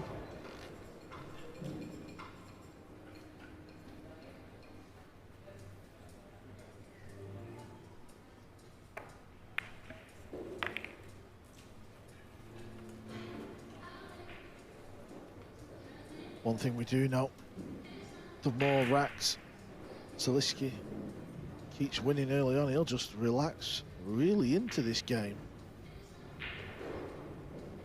That's kind of his style of play.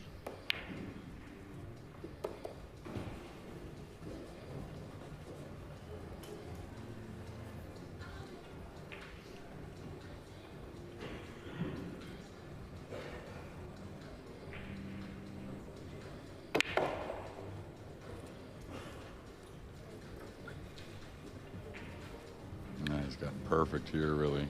Just a little pinch of the cue ball, come 1 rail at the 8.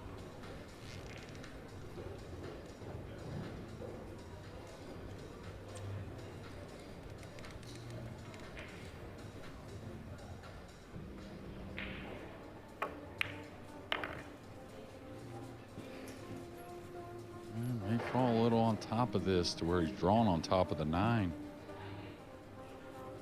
Don't really see the scratch line, like that's a worry. I think it's more about now he's got to command the speed because the line on the 8 isn't that great. Kind of stunned it. Really good at that shot.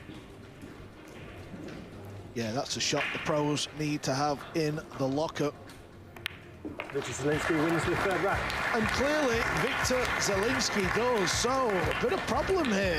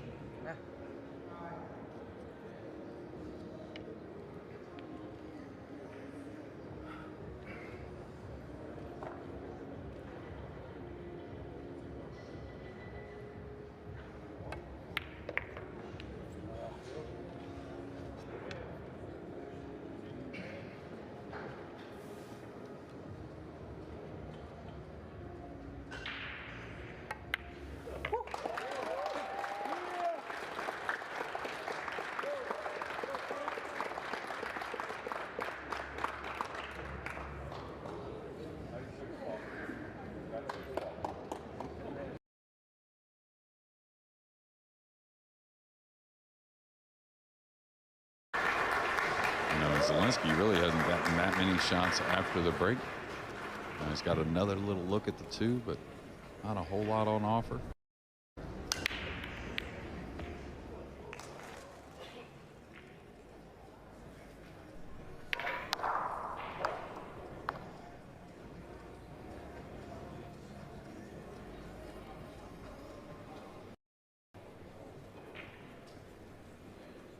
Played some nifty safeties, I thought, that were pretty touchy. Another one coming. This is also where you can't, you know, when it's obvious, you never want to leave the ball over the hole, but this is going to open up a little bit for Federer, but I don't think you can get over involved with how good Federer is with the jump cue. Try and alter your safeties a little accordingly just because he's liable to make anything with the short cue. I think you just got to keep it fairly standard. He makes that big jump shot on you. You just got to take it. So is that the only place I can see this? Yes.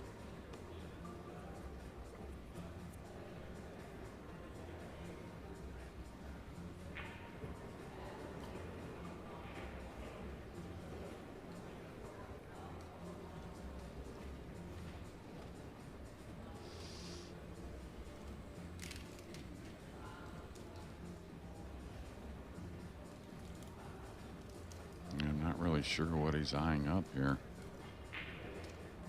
Looks like he's trying to put some speed on this. What a shot. Didn't even look at that one. That was a beauty. It really was. What a shot. What a way to try and get back in the match.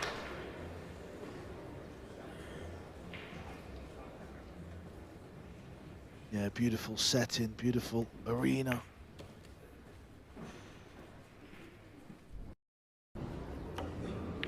Thin that was, straight in the middle of the pocket.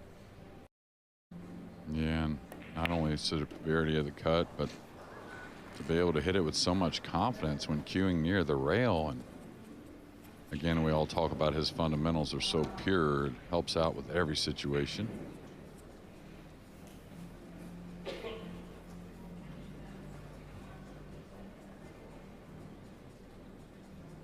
I think Federer did play his first match, of course, as defending champion on this table, but I think he's been on tables 2, 3, and 4 for the most part, so maybe has to get back adjusted. Yeah, on table 4, the Matchroom YouTube table.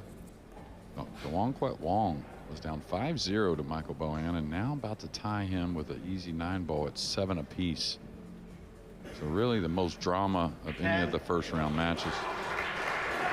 Well, Johan Chua also served up a little bit of drama. He was 8-2 up over Alexa Purcell. Johan Chua just got the match won 10-7. What has Fedor Gorst done here? Yeah, and he hit the center of the pocket, so just way off with the measurements on the cue ball. Not the easiest of safeties either. I mean, you can maybe get a snooker. He's just going to kind of get this up table, trying to use the 8 and 9, bring the cue ball over to the side cushion. Oh, he double hit the ball, it looked like, or miscued. There was a funny sound there, Carl. Yeah, I'm with you. It didn't sound how it usually does. And look at the of Gorst. Maybe a hair and miscue.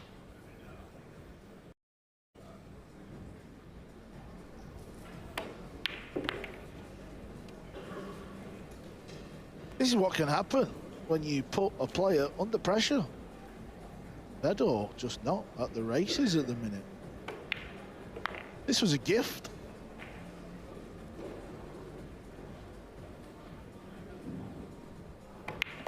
Zielinski wins the 4th rack.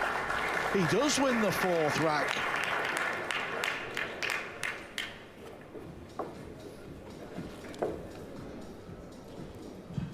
Well, let's just keep you up to date with the scores coming. If you missed it, if you're just tuning in, complete domination from Ko Pin Yi. 10-2, and then Johan Chua, he's going to be playing Niels Fine. He won quite comfortably. Let's hear from the Dutchman.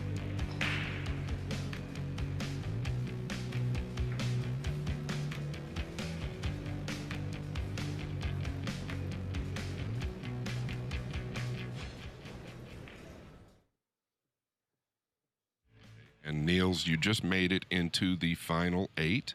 Put a pretty good exhibition on. Also, I got to commentate your finals match at Super Billiard Expo. I had to throw that in there.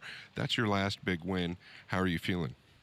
Feeling pretty good. You know, I feel like I'm a diesel in these events. I don't play all the majors anymore, so sometimes it takes a few matches to get going. But then I slowly progress and play better and better, and that happened this match as well. Albin could have gone up 2-0. He made a little error, and I ran 3 racks right away. So 3-1 to me, and then 5-1. Then I blew it wide open and just played pretty well all the way to the end. Pretty impressive what you do, Niels. Your fitness is obviously great. You're 48 years old. I'm a little partial to that. I happen to be 50, so I'm very proud of you. I'm actually rooting for you, man. Good luck to you. Keep playing well. We're all proud of you. Thanks a lot, Scott. Appreciate it. Niels Fine doing it for the old boys, the men in the 40s. 48 doesn't look it one bit. Never won the US Open. Of course, he's a former world champion. Won the World Pool Masters a couple of times as well, so boy would he love to add the US Open to the resume. Yeah, without a doubt. Mosconi Cup MVP, many-time champion with the Mosconi Cup, won many different disciplines and championships, and just the US Open has gotten away at times and still got a chance. Those semifinalists 2 years ago. I was going to say, I like attacking on that shot there, but I think I would have tried to hump it in a little bit more, put a little more pace, try to get that cue ball to the bottom rail. Kind of feels like it's now or never.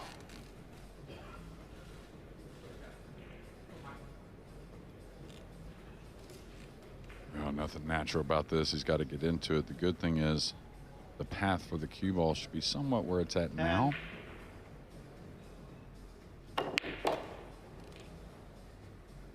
This may drop on him a bit. Now, this is probably a hanger for Gorst, but if he does have to jump the ball. Extension called. Yeah, just got a little bit too much into the cue ball. Yeah, now does a player that feels like they're supposed to make these types have more pressure to make it, Carl? I never felt much pressure on jumps just because I felt like I was an underdog. Yeah, I hear what you're saying. That gives you an idea how easy it is. Yeah, it's unmissable. Even you'd make that one, Jeremy. Yeah, that last camera angle, I felt pretty good about making it. Yeah, I would have bet a burger on it, or maybe a double burger. But big little out here. I know they're wide open, but he's got to get on the board.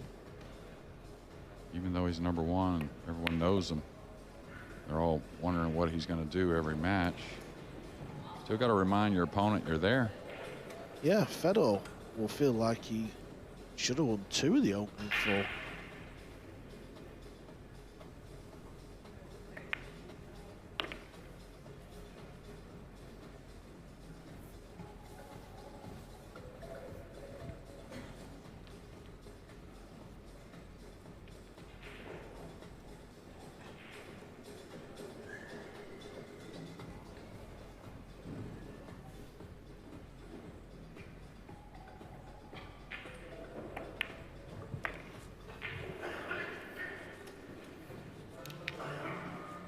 Yeah, that's finished up lovely. 2 rails now with a cue ball.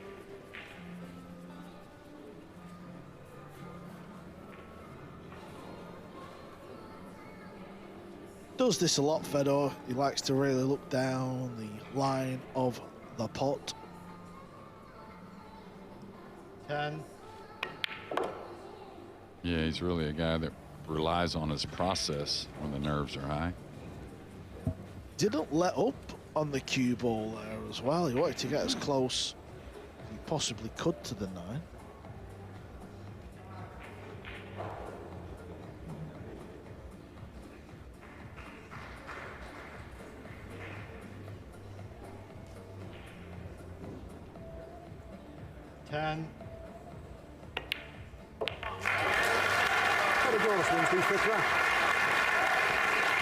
Gorst is on the board. How big of a rack could that have been as he trails 4-1? 10 minutes ago. This was the Filipino, the current Hanoi Open champion. As he finally gets over the line, 10-7 over Purcell's. Let's hear from Johan. Johan, you just happened to defeat Aleska Purcell's 10-7. You were leading pretty heavily in that match. I also have to mention you're the winner of the Battle of the Bull, which we just covered. You just seem to continue to get stronger as you go. How'd the match go?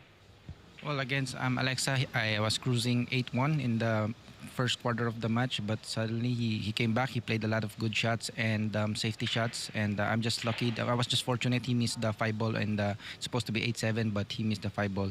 That gets me on the hill. Yeah, really nice, really nice. We pay close attention to you, and I just said it, and I'm going to continue to say it. You keep getting stronger as you go. It seems like you never get tired. Do you work out often? Do you do a lot of training off the table? In my trip here in US, no, I don't. But in the Philippines, I do some running, just cardio, and just practice a lot. And yeah, just that's my routine, and I just practice a lot, like 5 to 7 hours a day. Awesome, Johan. You're in the final 8. We wish you the best of luck. Play well, my friend. Thank you so much, Scott.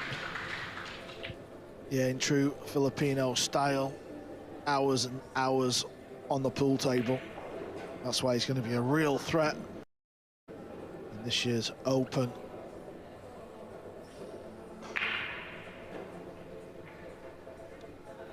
I think another real threat is something we just saw from Fedor Gorst, the break shot. Got a lot of balls to get around here. The purple 5 is a concern as well. Pink 4, he doesn't want to shave that just the wrong way. It's caught it heavy enough to open. Little things like that just going in favor of Fedor Gorst. If he hits the pink a little fuller, he's kicking at this ball.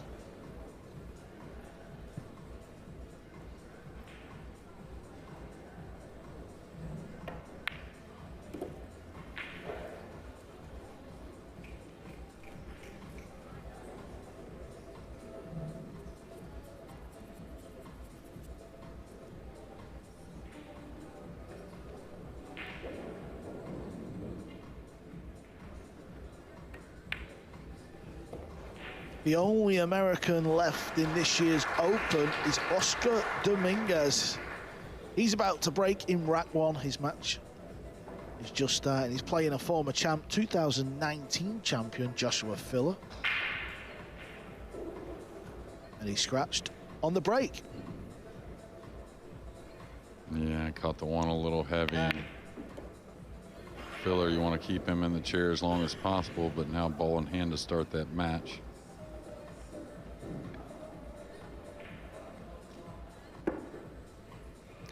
Yeah, now we're down to the final 16, and you know, we're playing on TV. We have these kind of mini breaks, don't we? These ad breaks after every 3 racks. So after this rack, Fedor will sort of walk out to the arena to his team. He's got a couple of people here with him, and he'll start to feel a little bit better. Miscued before in the match. This should get there.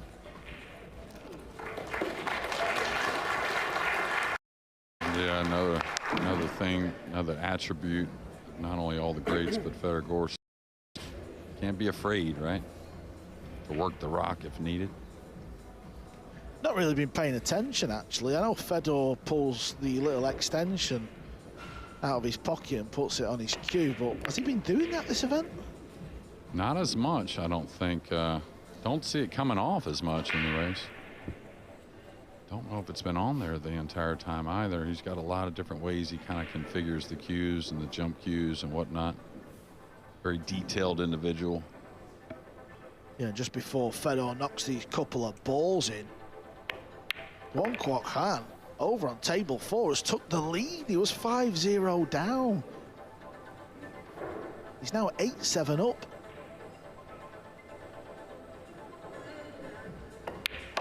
And with a BR, a break and run, Fedor Gorst, who was 4-0 down, wins the next 2. He trails 4-2.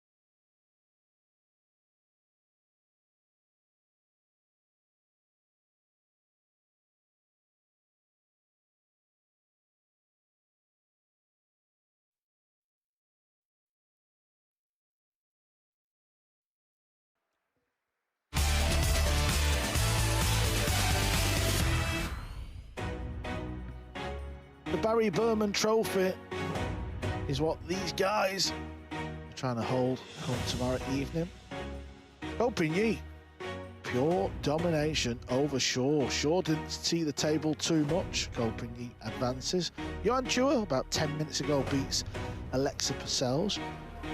And the battle of the two Europeans, two big-time players, Niels Fein and Albin Ocean, never won the US Open. Both former world champions. It was Fein who got the victory 10-2. And just look at Duong, Kwok Kwang, 8-7. 0 down. Trailing 4 racks to 2. You can just see the tables on the top right of your screens. That's tables 2, 3, and 4. Plenty of action happening over there. The crowd all week have been congregating over there because, Jeremy, you get to see all them 3 tables. Yeah, a sweet spot to watch a lot of championship pool, and we had those 4 tables set up, which was a real there in Florida. Of course, the main table here with Federer, Gorst, and Zielinski. Tell you, a match hadn't started yet. Wu Kun Lin, who put on the performance of the tournament yesterday in a 10-0 rout of Morris Newhausen, and poor Morris didn't really have anything to do with it. It was 9 breaking runs, I believe it was, out of the 10 games won. Yeah, the alternate break brigade are out in force. 6-pack from Wu Kun Lin. That's the highest I've heard about on the circuit. Yeah, and I'll tell you another thing. The guy he's playing, after having that one in Vegas earlier this year, has really upped his game, Dennis Gravy. Probably playing the best pool of his career at, what, the mid-30s? Yeah, knocking out the current world champion, Dennis Grabe. Yeah, convincingly also at 10-3, I believe it was. Got a few different shots here. He could try to fluke the 8, come in rail first on the blue 2, let the cue ball slide down the rail. Gives it a bit of a chance. There's Bo Annan, the split screen to tie it at 8-8. What's your mentality after up 5-0 and now you're down 8-7, even though you tie it in breaking? Well, the match he won last night against Show. Foul stroke. He hit the point. Yeah, he hit the point and it straightened out. I've never seen that before. I've never seen that before. I thought my eyes were fooling me. Yeah, it looked like one of those. Oh, wow. Looked like one of those AI they create with the pool balls doing things that they just can't do. Yeah, a piece of the ball. I'm as shocked as you, Victor. We're all shocked.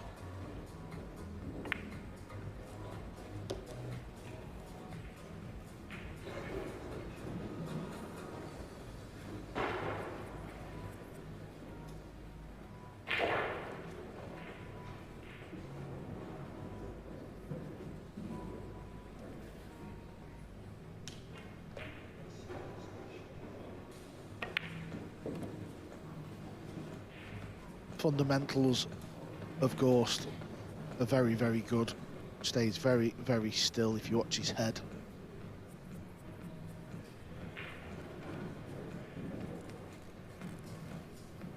Yeah, everything from top to bottom, really. I think he's built perfectly for a pool player. Good 6 feet tall or so, and even longer than that, you may say. That's the feeling I get. But if you ever get the overhead, everything very straight up and down. As far as the elbow, the wrist, the shoulder, everything in line, which is a bonus, I think.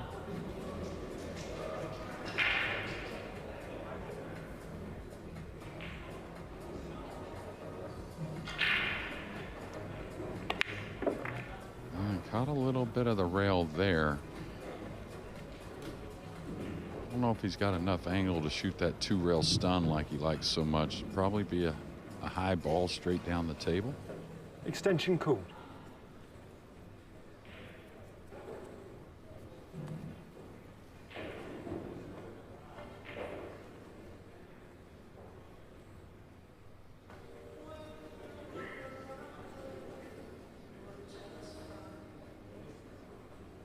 Yeah, it is the stun. 2 cushions. No worries on the 7 because the 8's very playable. This type of shot can get a little worrisome if the 8's tucked away somewhere, but really hard to have problems. Yeah, you can see with the overhead, he's got a nice little angle.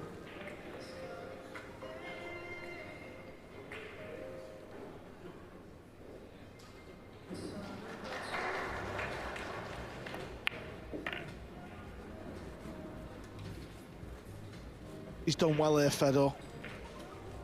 He's done really well. Yeah, I think that's another one of the type of shots he's improved at or uses more often. Rolling the ball with spin to open up the angle rather than before he used to stun all the time. That's that flyweight they were trying to get us, Jeremy, at the top of the show. Yeah, one small victory. Gorst wins his 7th round. Pulls it to just one behind. Let's not forget the final of the World Championships. 9-2 down to Biardo. Got it back to 9 apiece. He will not give in. Yeah, if I remember correctly, after 9 apiece, it went 12-9, and then he got it back to 12-12.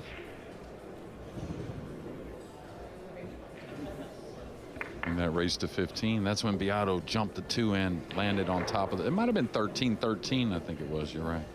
Yeah, I think it was 13. But like you said, the point being is he come back again.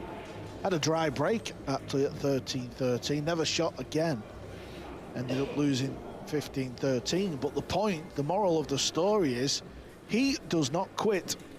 He will keep fighting. Rack 8, Fedor Gorst to break. Trailing 4 racks to 3.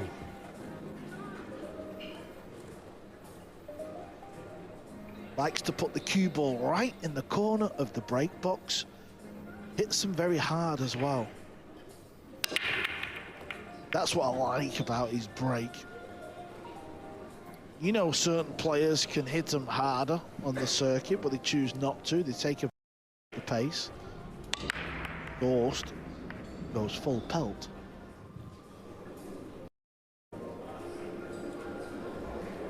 Yeah, there's a push-out option here. He does have a little piece of the blue too, but is there any future playing without the push-out?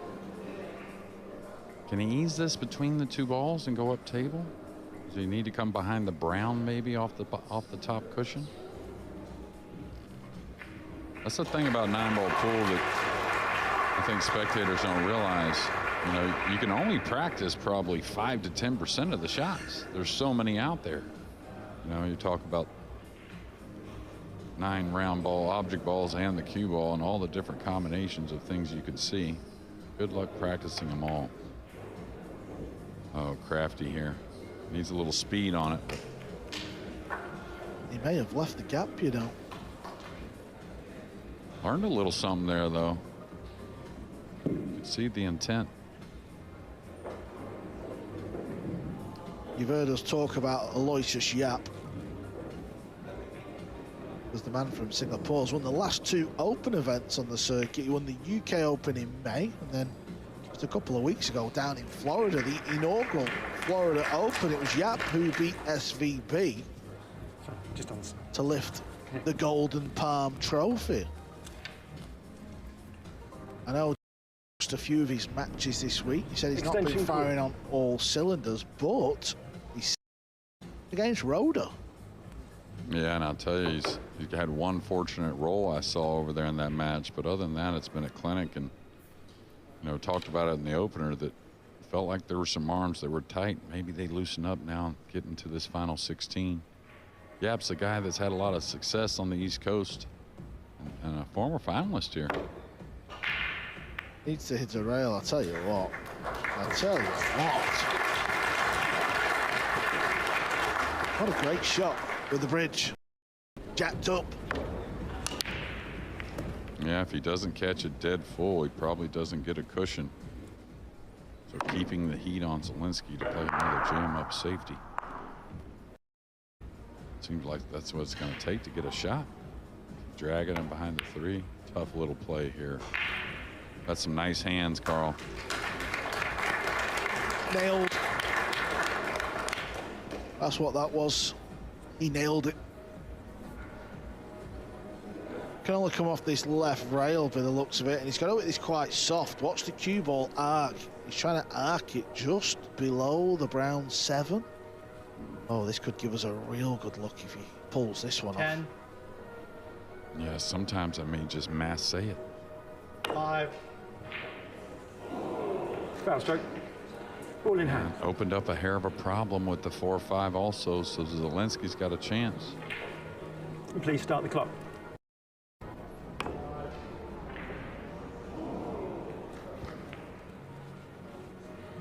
It was always going to be a tough hit. Yeah, that type of shot, I wouldn't, like I said, I wouldn't hate a player if they just went for the full-blown masse down the rail and then let it arc without using the side cushion. You know what I mean? Try just see what you can do, just trying to bend the ball yourself.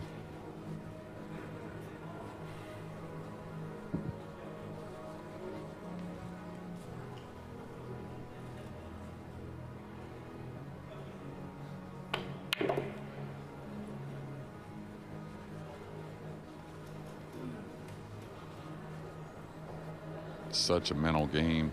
You know, I don't think this really hurts Zielinski. Federer coming back with a few games right there. I think he expects a dogfight, really, something that's not going to be easy. Oh my, are you really serious? You make that mistake? Wow, talk about a body blow, a self-inflicted body blow.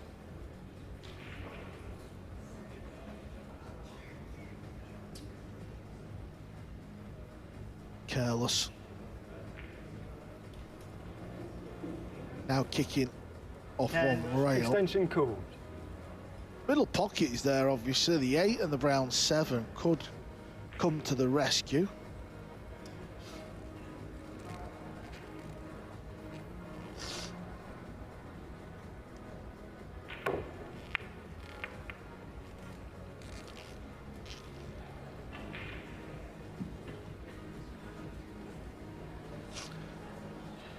This has landed a little awkward. Federer might have to jack up, Jeremy. Yeah, well, I was going to say, regardless if it's jacked up or leveled out, we're going to see one heck of a shot, or one heck of an attempt at a shot. What's he looking at there, Carl? Is he looking at crossing this? 10. Looking at crossing this with speed. Watch out for the upper left corner. Oh, nifty. Kind of nifty.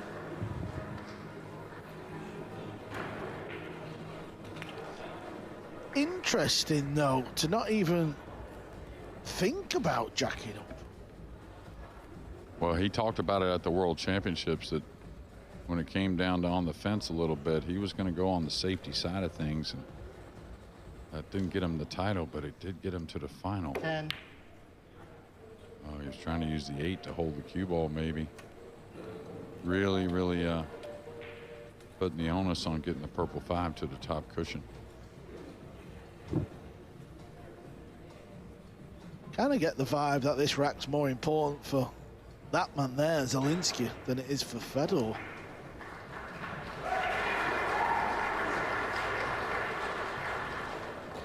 Ten. Trying to use the green 6, and whenever you've got that type of shot on a pool table, it's so difficult to get the hook behind one ball. All right, Josh Filler up 3-0, but broken scratched. Oscar's made a couple little mistakes already. He's got to get this one going. Can't let Filler, I mean, they're all great front runners. All great players are great front runners. I don't ever know of any that aren't. But Filler especially can make it really run off and hide away from you. Yeah, you could be forgiven for thinking, you know, these one-sided score lines are all because it's winner breaks, but Dominguez scratched on the opening break, missed a kick shot in the next.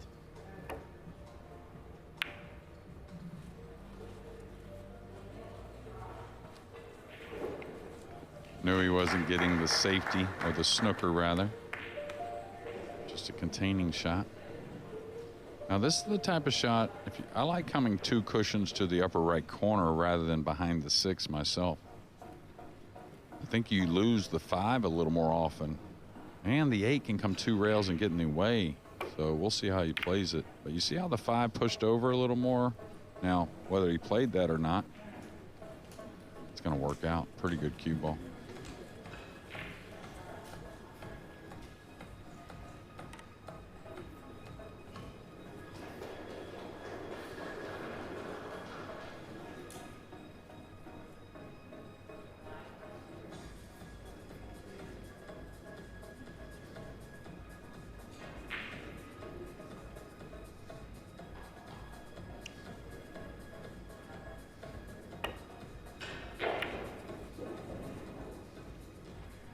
Wants maximum distance here, just to make the pot a little tougher.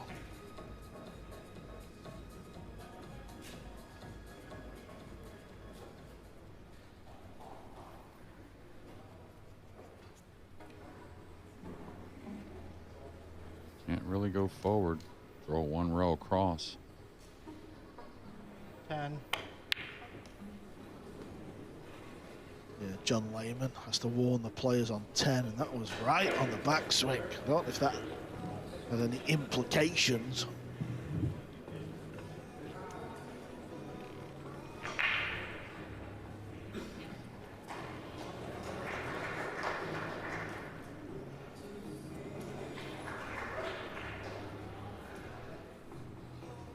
Yeah, Dominguez has missed the 4 up in the corner. Pretty routine shot, so he needs time away from the table. If he gets that chance, maybe take a timeout. Keep you informed, though. All right, Carl, got to have good speed here with the 7 where it lays on the rail and the 8 on the other side. This is not easy, especially stunning 2 cushions. You got to go far enough to get a shot, but not too far to be falling kind of straight. Yeah, I hear you, Jeremy. I hear you. Let's look at the cue ball. Looks a little light. Not happy he's Gorst. He's mumbling to himself.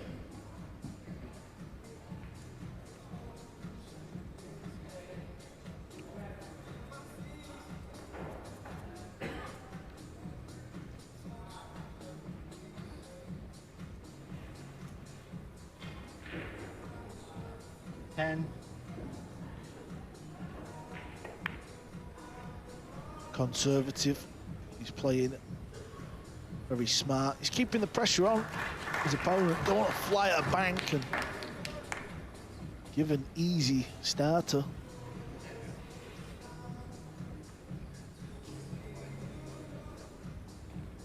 Table 4. Duan Kwok 5-0 down. This is the state of play now. He's just played the safety shot. Both players coming round to have a look what he's left. Meanwhile, Zielinski's flying at full table banks. Had a little by design there with the backdoor safety. Yeah, that shot does come up a lot.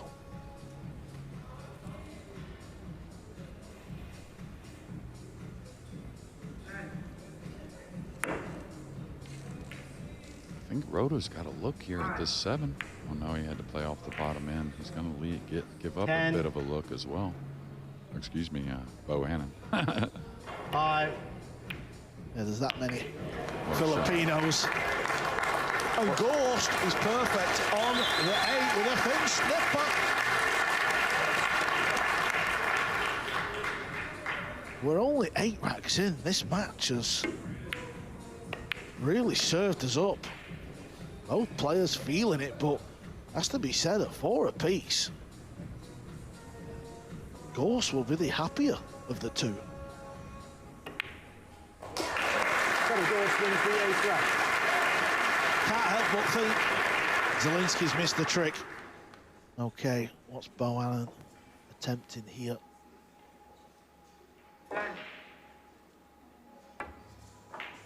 Trying to just split the balls. Use the 9 as a blocker.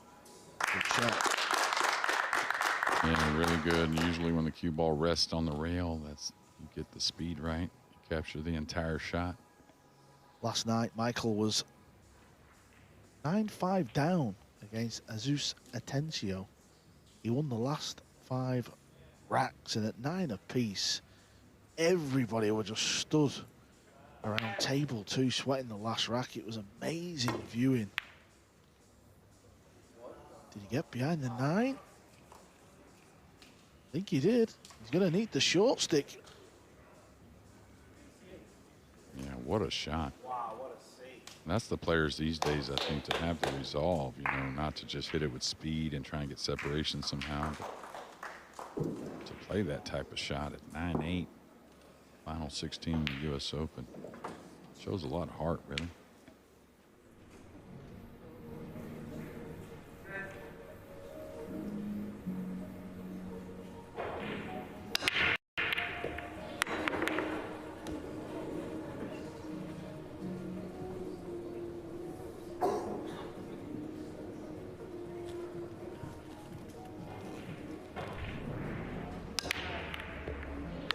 Lost the cue ball a little bit there.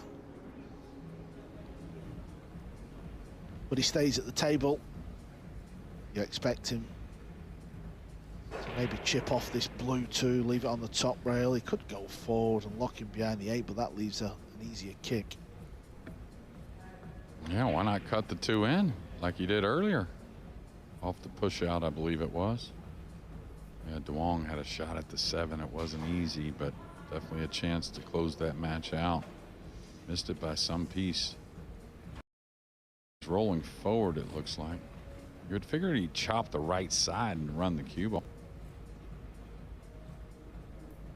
Yeah, that was the shot. Where's the cue ball going to end up? Not happy again.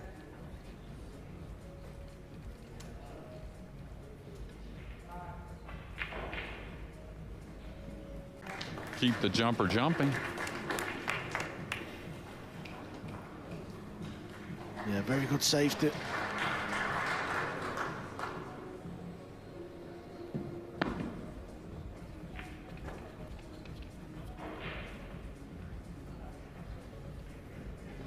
Extension called.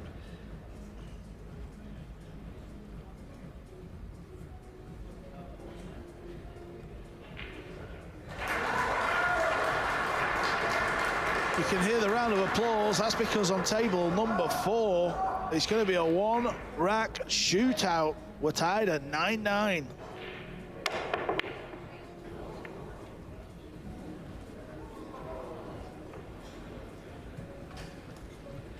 Wasn't far away. May have gotten a hair of a snooker here and maybe on the wrong side of this blue 2 to get to the red 3. It looks like he can cheat it. Hard to have full control of that cue ball, though. So is there an alley for a scratch here, maybe? Trying to slide down the rail. 10.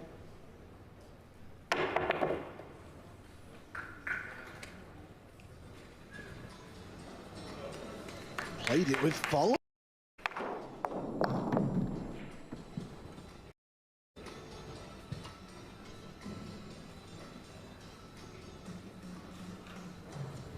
Yeah, and he's got to think this one through. He's obviously going to run off the red 3, but with the 5-6 there, if he leaves him any gap, Gorst is going to have a pretty routine safety, you would think. So he wants just to bounce a bit. Pretty good stuff there. Hope the table fitter's done his job here.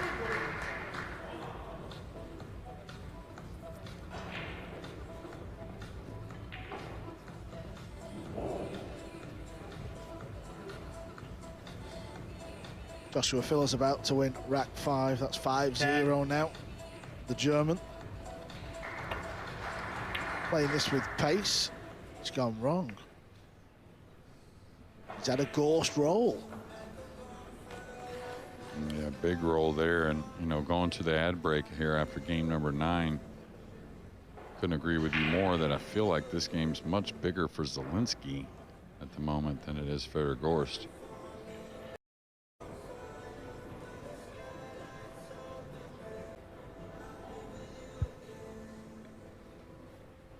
You'd like to come across the face of this, maybe send the cue ball towards the green and the purple. But with the 7 there, I think it's a little dicey judging that.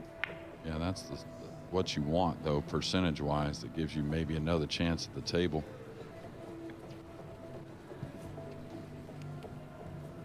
Fedor's so good in this situation, though, just piling the pressure on. Always seems to pick out the right shot. Going for the bank to the side pocket.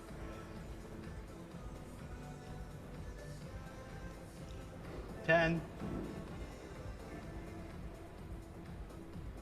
5.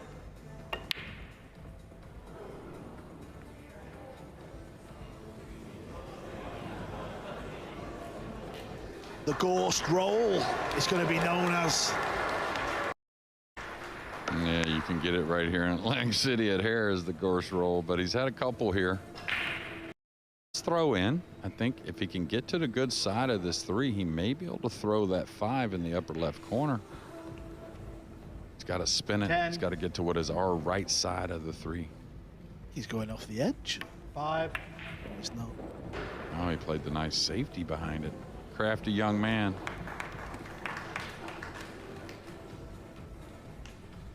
Not forgot about table 4, the match between Duong and Michael, tied at 9 apiece. Michael broke off, didn't have a shot on the blue 2, played a push, they're both on the 2 ball still.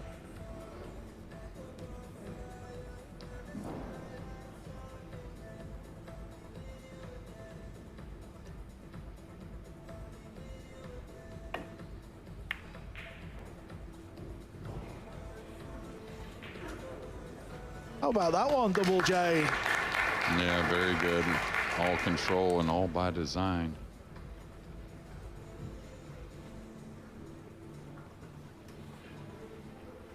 Very similar to Filler, right? As far as improving that side of their games. Going from, you know, not ever bad at it, but not one of the top guys in that department. Now both of them, I think, are considered 2 of the best. Just got a glimpse of Fedor looking over his shoulder because table number 4 is right next to Fedor, and Michael's just knocked a good blue 2 ball in, and he's got a chance for the match over there.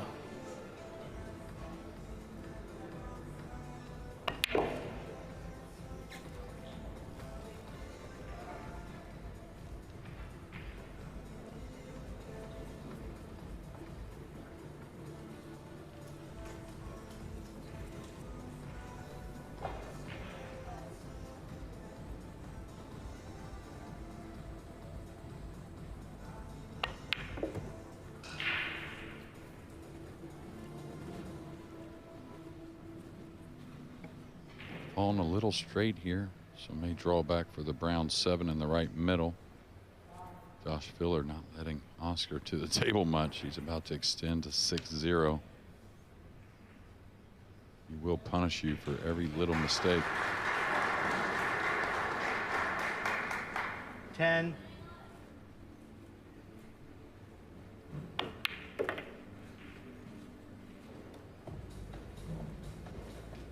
Fly number 2. Yeah, does he have a pocket here? Does this cut in the side? Looks steep to me.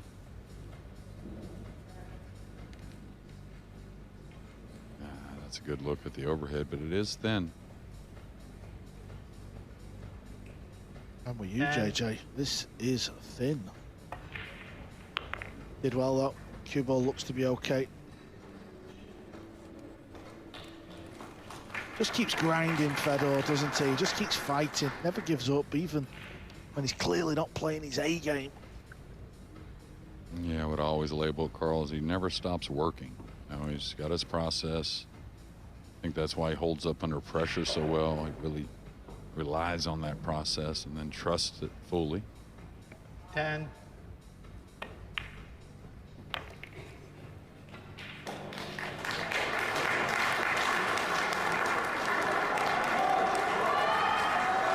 The noise from table 4 because Bohannon has a chance for the match. Fedor Gorst but on the main table, Fedor Gorst for the first time leads. It's 5-4.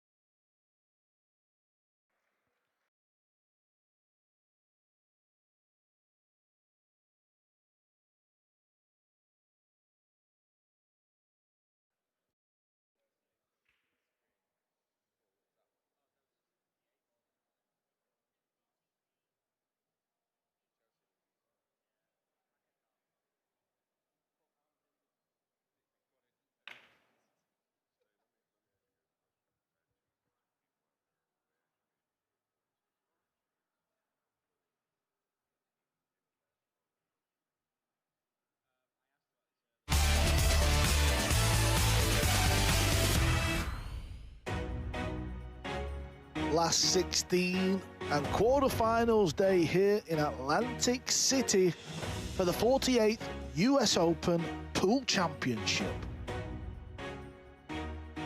Look at the 8-ball at Hill caught both jaws.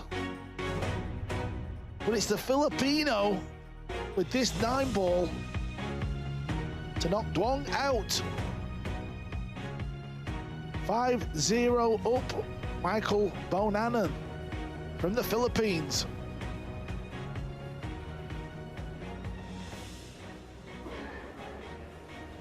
Finally got over the line. Jeremy, what about the 8-ball? Catching both points. Yeah, pretty exciting stuff from Michael. Of course, a great tournament for Duong. I think he's heading in the right direction. But you got to believe, right? No matter what, lost that big lead, hung tough, and got it done. And, you know, the Filipino flag, when it's next to it and they're overseas, you know they can play, but it's just amazing. It's not always the big name Filipinos, but they keep making deep runs.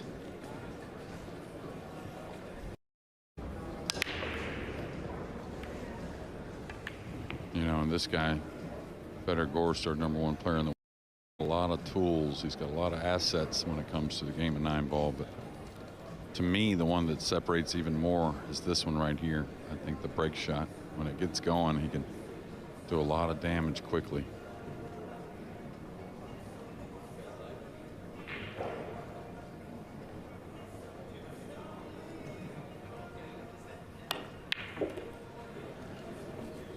Hugo needs to slow down, which it does. Yeah, but not afraid, you know what I mean? Like, even there, he wanted to draw back to get that angle on the 3 rather than settling like a lot of players would. A little more distance and not as sweet on the 3-ball.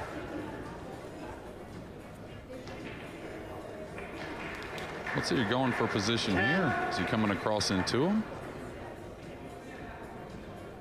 5. Playing for the combo. Extension called. Needs a bit of work, this one. Jeffrey Roder has won his first rack today. He trailed 9-1 though.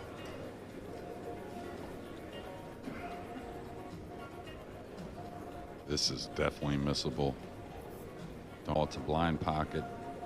Got to cut the pink into a bit of a cut on the 9. It's the type of shot also you don't want to roll, so miss the pocket a little bit. I don't think it's going to be so friendly.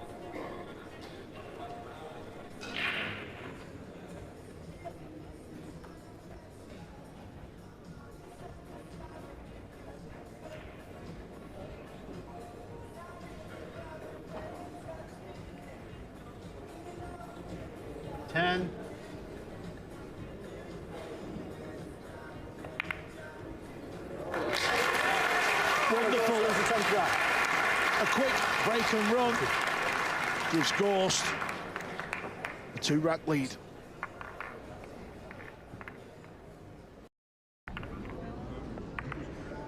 Yeah, I just had a quick glance at Zielinski over there in the chair, and of course he's trying to maintain sweet play here on the 4-9, but I think he's looking at that simple position error he had when he got attached to the 9 with a real open out to take a 2-game 5-3. Table 3 action, another Filipino, Jeffrey Roder. You feel like it's going to be unlikely he's going to get through this match, but he's just going to apply a bit of pressure. You never know. But yep, the man in form, back-to-back Open wins. UK Open, the Florida Open just a couple of weeks ago. Down in Orlando. He's going to be jumping here at the blue 2.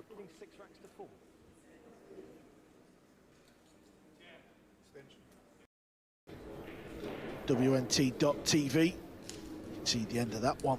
Back to the Gorst break. That's the other thing, you know, you talked about him breaking firm. It seems like it gets firmer as the match goes on. Really no fear on that end. Yeah, I just prefer it when the players unleash on the break. I think it does wonders for your Q arm as well once you start getting right. Yeah, I think just that energy alone does so much for the player.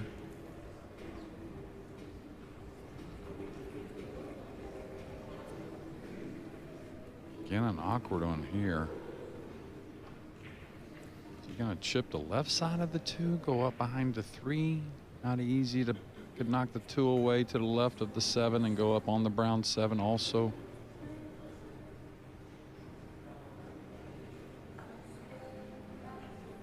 I think both are okay. So it's not the green he's going behind here. It should be the brown 7. He's got to cut this 2 quite a bit. Yeah, just get the simple snooker when you feel like the momentum's on your side.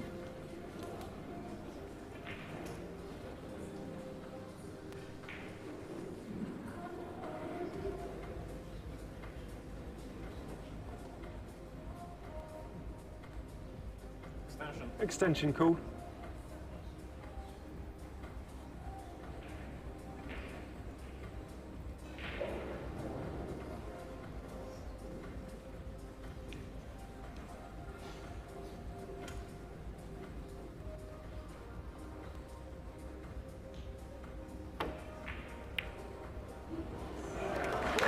That's 2 Raylo. He needs to back it up though now. This is a big, long 3 ball here. Yeah, kind of look at the face of Zielinski there as he's chalking his cue. It's kind of like, let's man up now. Let's bury a big ball. That's what we do against Federer Gorst.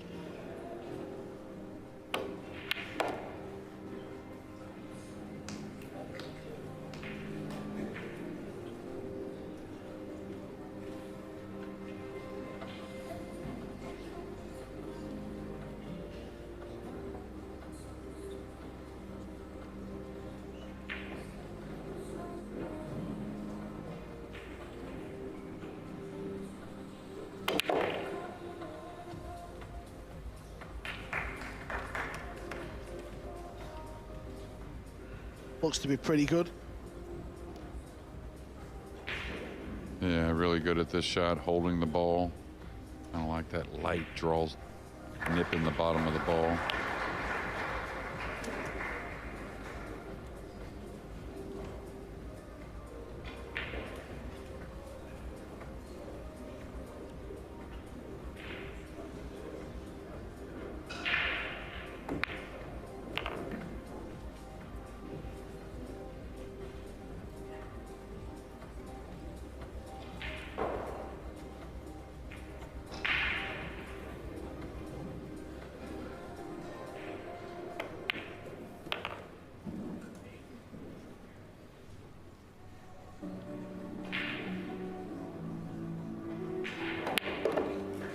Zielinski wins the 11th rack. Kicked a ball in off a couple of rails, made a good long pot. That was a big rack for Zielinski.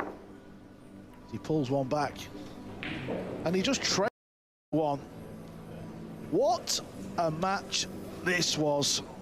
Look at the smiles, absolutely delighted. As he joins another Filipino, Johan Chua, into the quarterfinals. Remember the name. Let's hear what he's got to say. Here's Scott. Michael Bonanen. Wow, what a finish we just had. Where did you come from? Everybody wants to know. The Philippines is breeding great talent, and you are obviously one of those talents. You were leading in this match versus Duong Quoc Quang. What was that lead about? I was leading at the 5-0, then I don't know what happened to me. Did Duong start to play good? Is that what happened? Did you make any mistakes? Yeah, I have mistakes that I missed the one ball, then I scratched, then he came back at the 9-8. Okay, yeah, and then let's talk about that last game. 9-9. I know your heart was pounding. Just so everybody knows, his heart is pounding right now. He said he was extremely nervous to come on here, so we threw him under the fire. But 9-9, you're shooting the 8 in the side. You look like you could barely breathe. Yeah, I almost missed the 8 ball. I think I'm trying to relax myself, and I thank to our friends and boss to support me. That's why I made it at the last 8. Yeah, congratulations, Michael. I know your country's proud. Everybody's proud of you, and we look forward to you in the final 8. Yeah, thank you so much. Thank you so much. I'm nervous. We love it. Well, he might be nervous, but he can handle it. Because last night here in Atlantic City, in the final 32, he also won 10-9. Team Marboys. 10. And he's got a lot of fans and all the players that are not in the event, they're all here cheering him and Chua on. What a nice... Yeah, I think our last match of this 16 round just kicked off. Dennis Graby against Woo Kun Lin, two guys that are in just great form and maybe not discussed enough, really. The path they've led. Graby, he's had taken down some great players in ease, former or reigning world champion Carlo Beato, and then Woo Kun Lin had 9 racks and out, or 9 racks breaking runs out of 10 yesterday, so. Please restart the clock. Thank hard you. to overlook those two. Yeah, we'll pay close attention to that match. Obviously just starting out over on table 4. Yeah, big bank shot from Zielinski here to start this rack, trying to tie it at 6 apiece.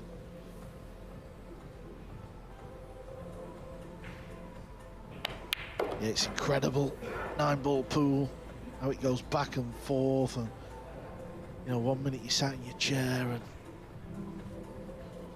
you're looking a little sad, and a rack or 2 later, you feel on top of the world.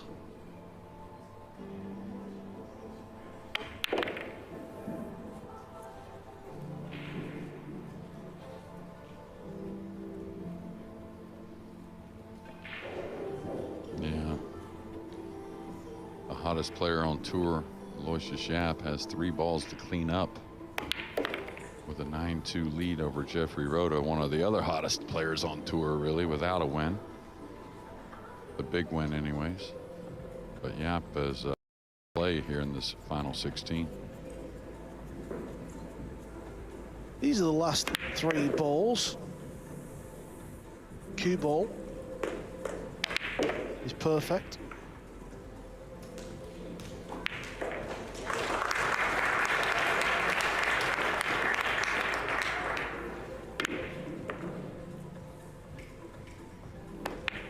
Victor Zielinski wins the 12th rack. Yeah, well done, Victor Zielinski, as he ties the match up 6 apiece. And our newly crowned Florida Open winner, by no surprise, but into the quarterfinals. Yap is through. Sorry, I thought you said we started.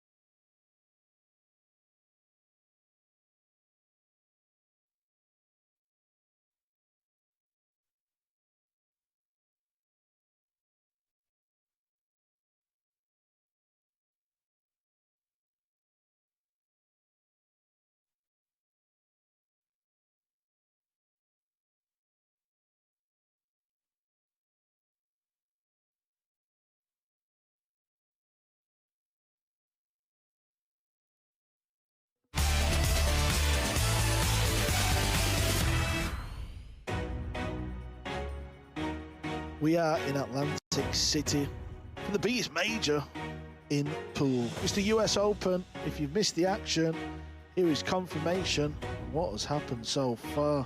The only Brit left in the tournament has bowed out 10-2. Match we're watching is tied at 6 apiece. Chua's through.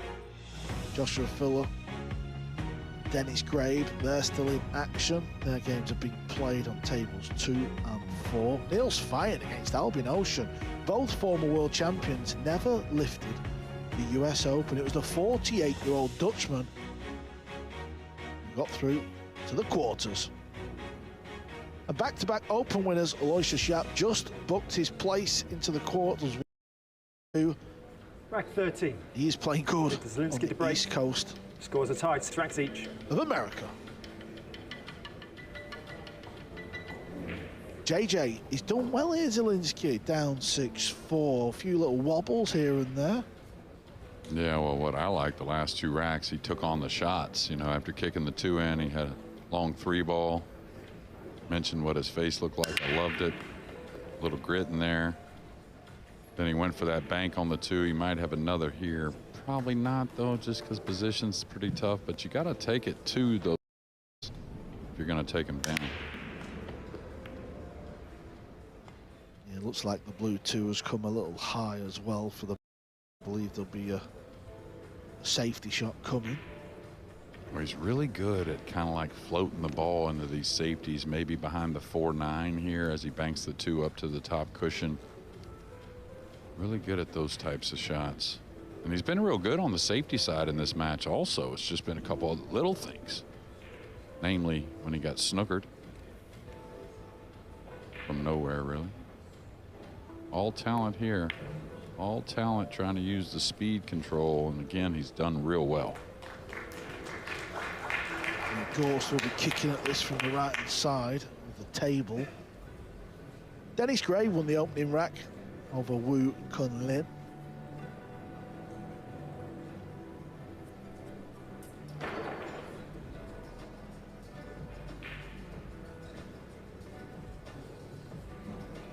Extension called. Well, after not really seeing much time at the table and making a few mistakes when he did, Oscar Dominguez, after trailing 6-0, has got the 6-7-9 to get it back 6-3. That's certainly within striking distance. Yeah, I don't think he wants to go 2 cushions here unless he really threatens missing the entire 2 ball. And the reason why the 2 cushions is so dangerous, 10. It's at this angle, easy to scratch in the upper left behind 5. the 2. Yeah, got the 2 in front of it, but it's going to give up a nice shot to Zielinski and a chance to regain the lead.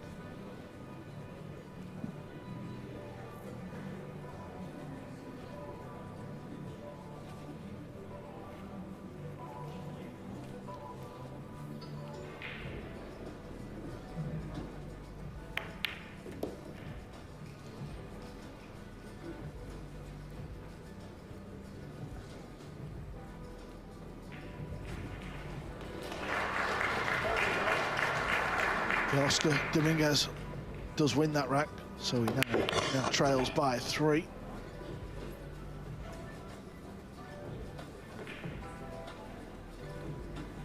I don't know about you, but I kind of feel like Zielinski has forgot about the situation and kind of forgotten about his opponent. Really dug in deep here and now is feeling a lot better about himself, what he's doing out there. Yeah, almost like he's started to relax the more the match has gone on.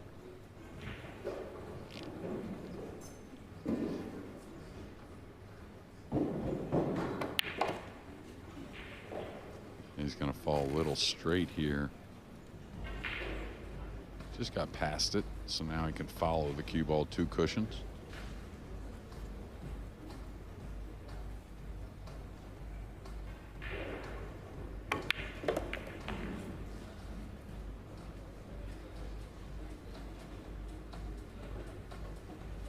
Aloysius Yap is just made his way past the commentary booth, the biggest smile you've ever seen on Singaporean.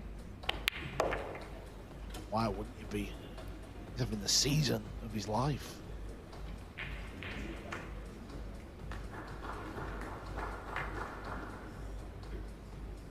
Yeah, Zielinski just taking a second glance, keep that same kind of routine from shot to shot. One he excels at back and forth. Aloysius Yap is waiting for the winner of Filler and Dominguez.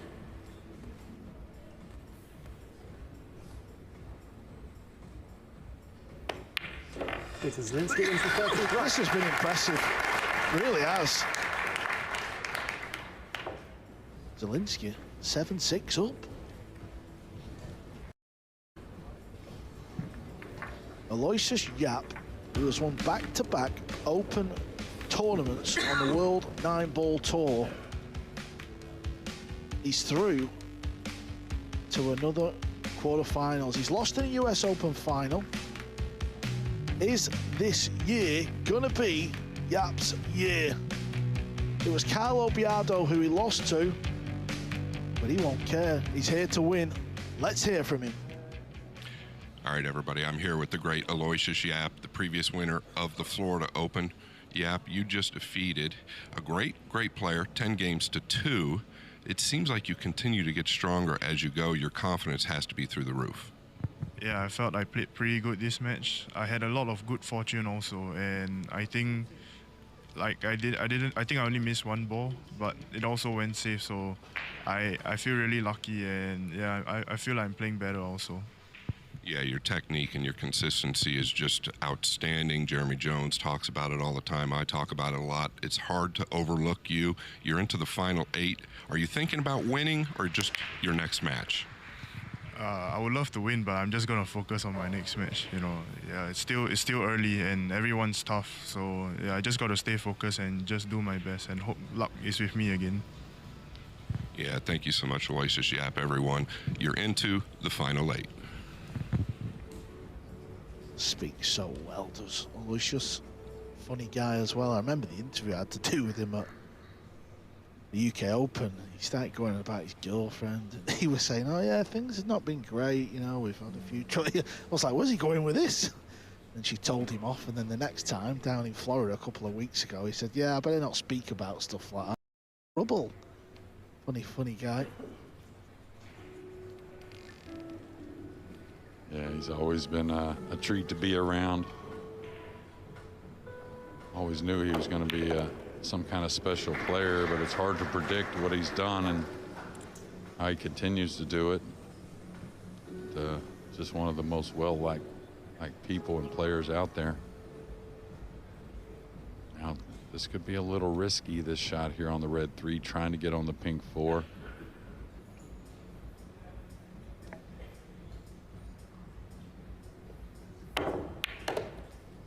Nice.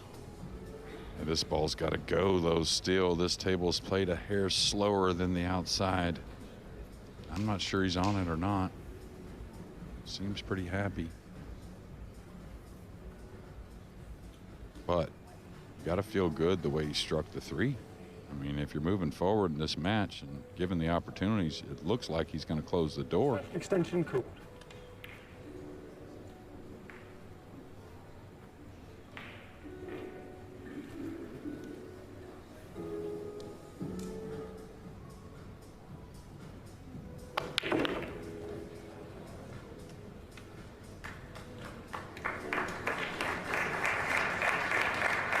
That's dressed up nice.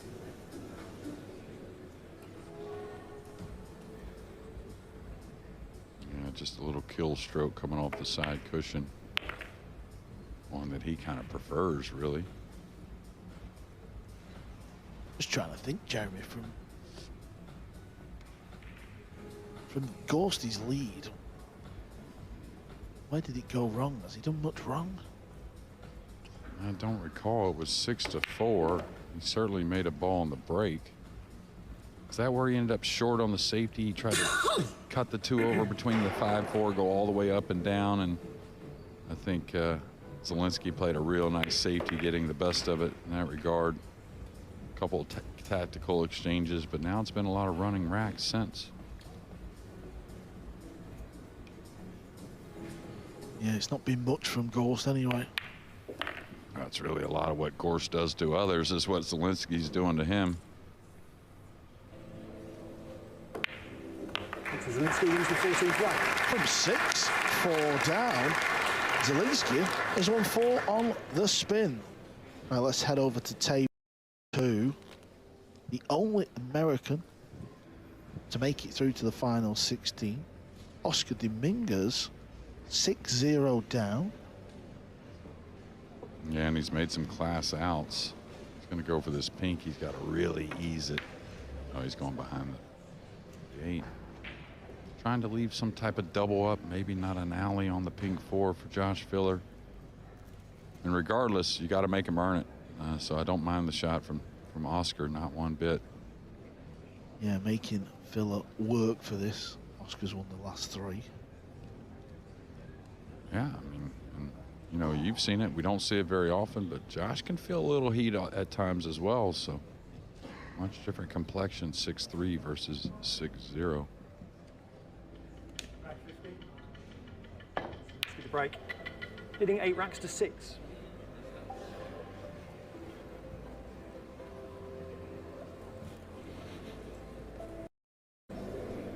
Yeah, we'll keep you informed with that. And of course, Dennis Gravy and Wu Kun Lin. Looks like Dennis is about to take a 3-0 lead. Watch out, cue ball.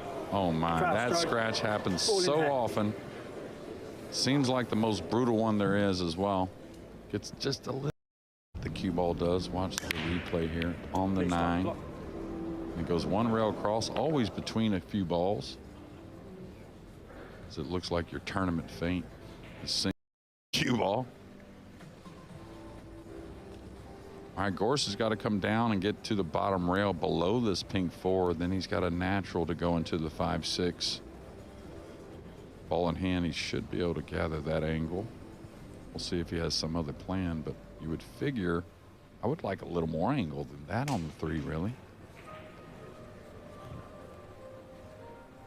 He likes to maybe stun down a hair, light stun rather than roll. But just needs below the pink 4 a little bit is all. Oh, this is too light. This isn't what he wanted. Unless he's just going to bank the 5. You could see a little tap of the hair, a little tap of the chalk to the table. So I think he was trying to get that angle to open these balls. Yeah, massive few moments coming up here in the context of this match. 9-6 with Victor breaking, or 8-7 with Fedor breaking is 10. worlds apart.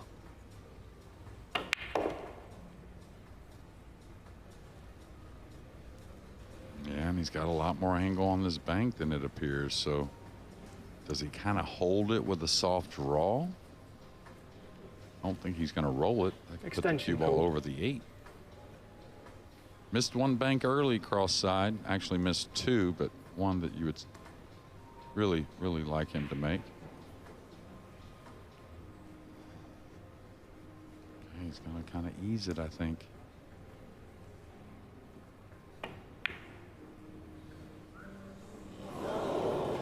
Both points. The purple 5 stays up. Remember the cross bank early that he missed on the 2 ball after the push out, almost made the 7. Then there was another bank after that that I really fancied him to make. They're kind of in between because he had to soft draw it. I think that's a missable bank for any player. Oh no. Wow. He found one of them Gorst rolls. Yeah, that I think that was all about the 9 ball. He didn't want to end up over the 9 trying to draw back for the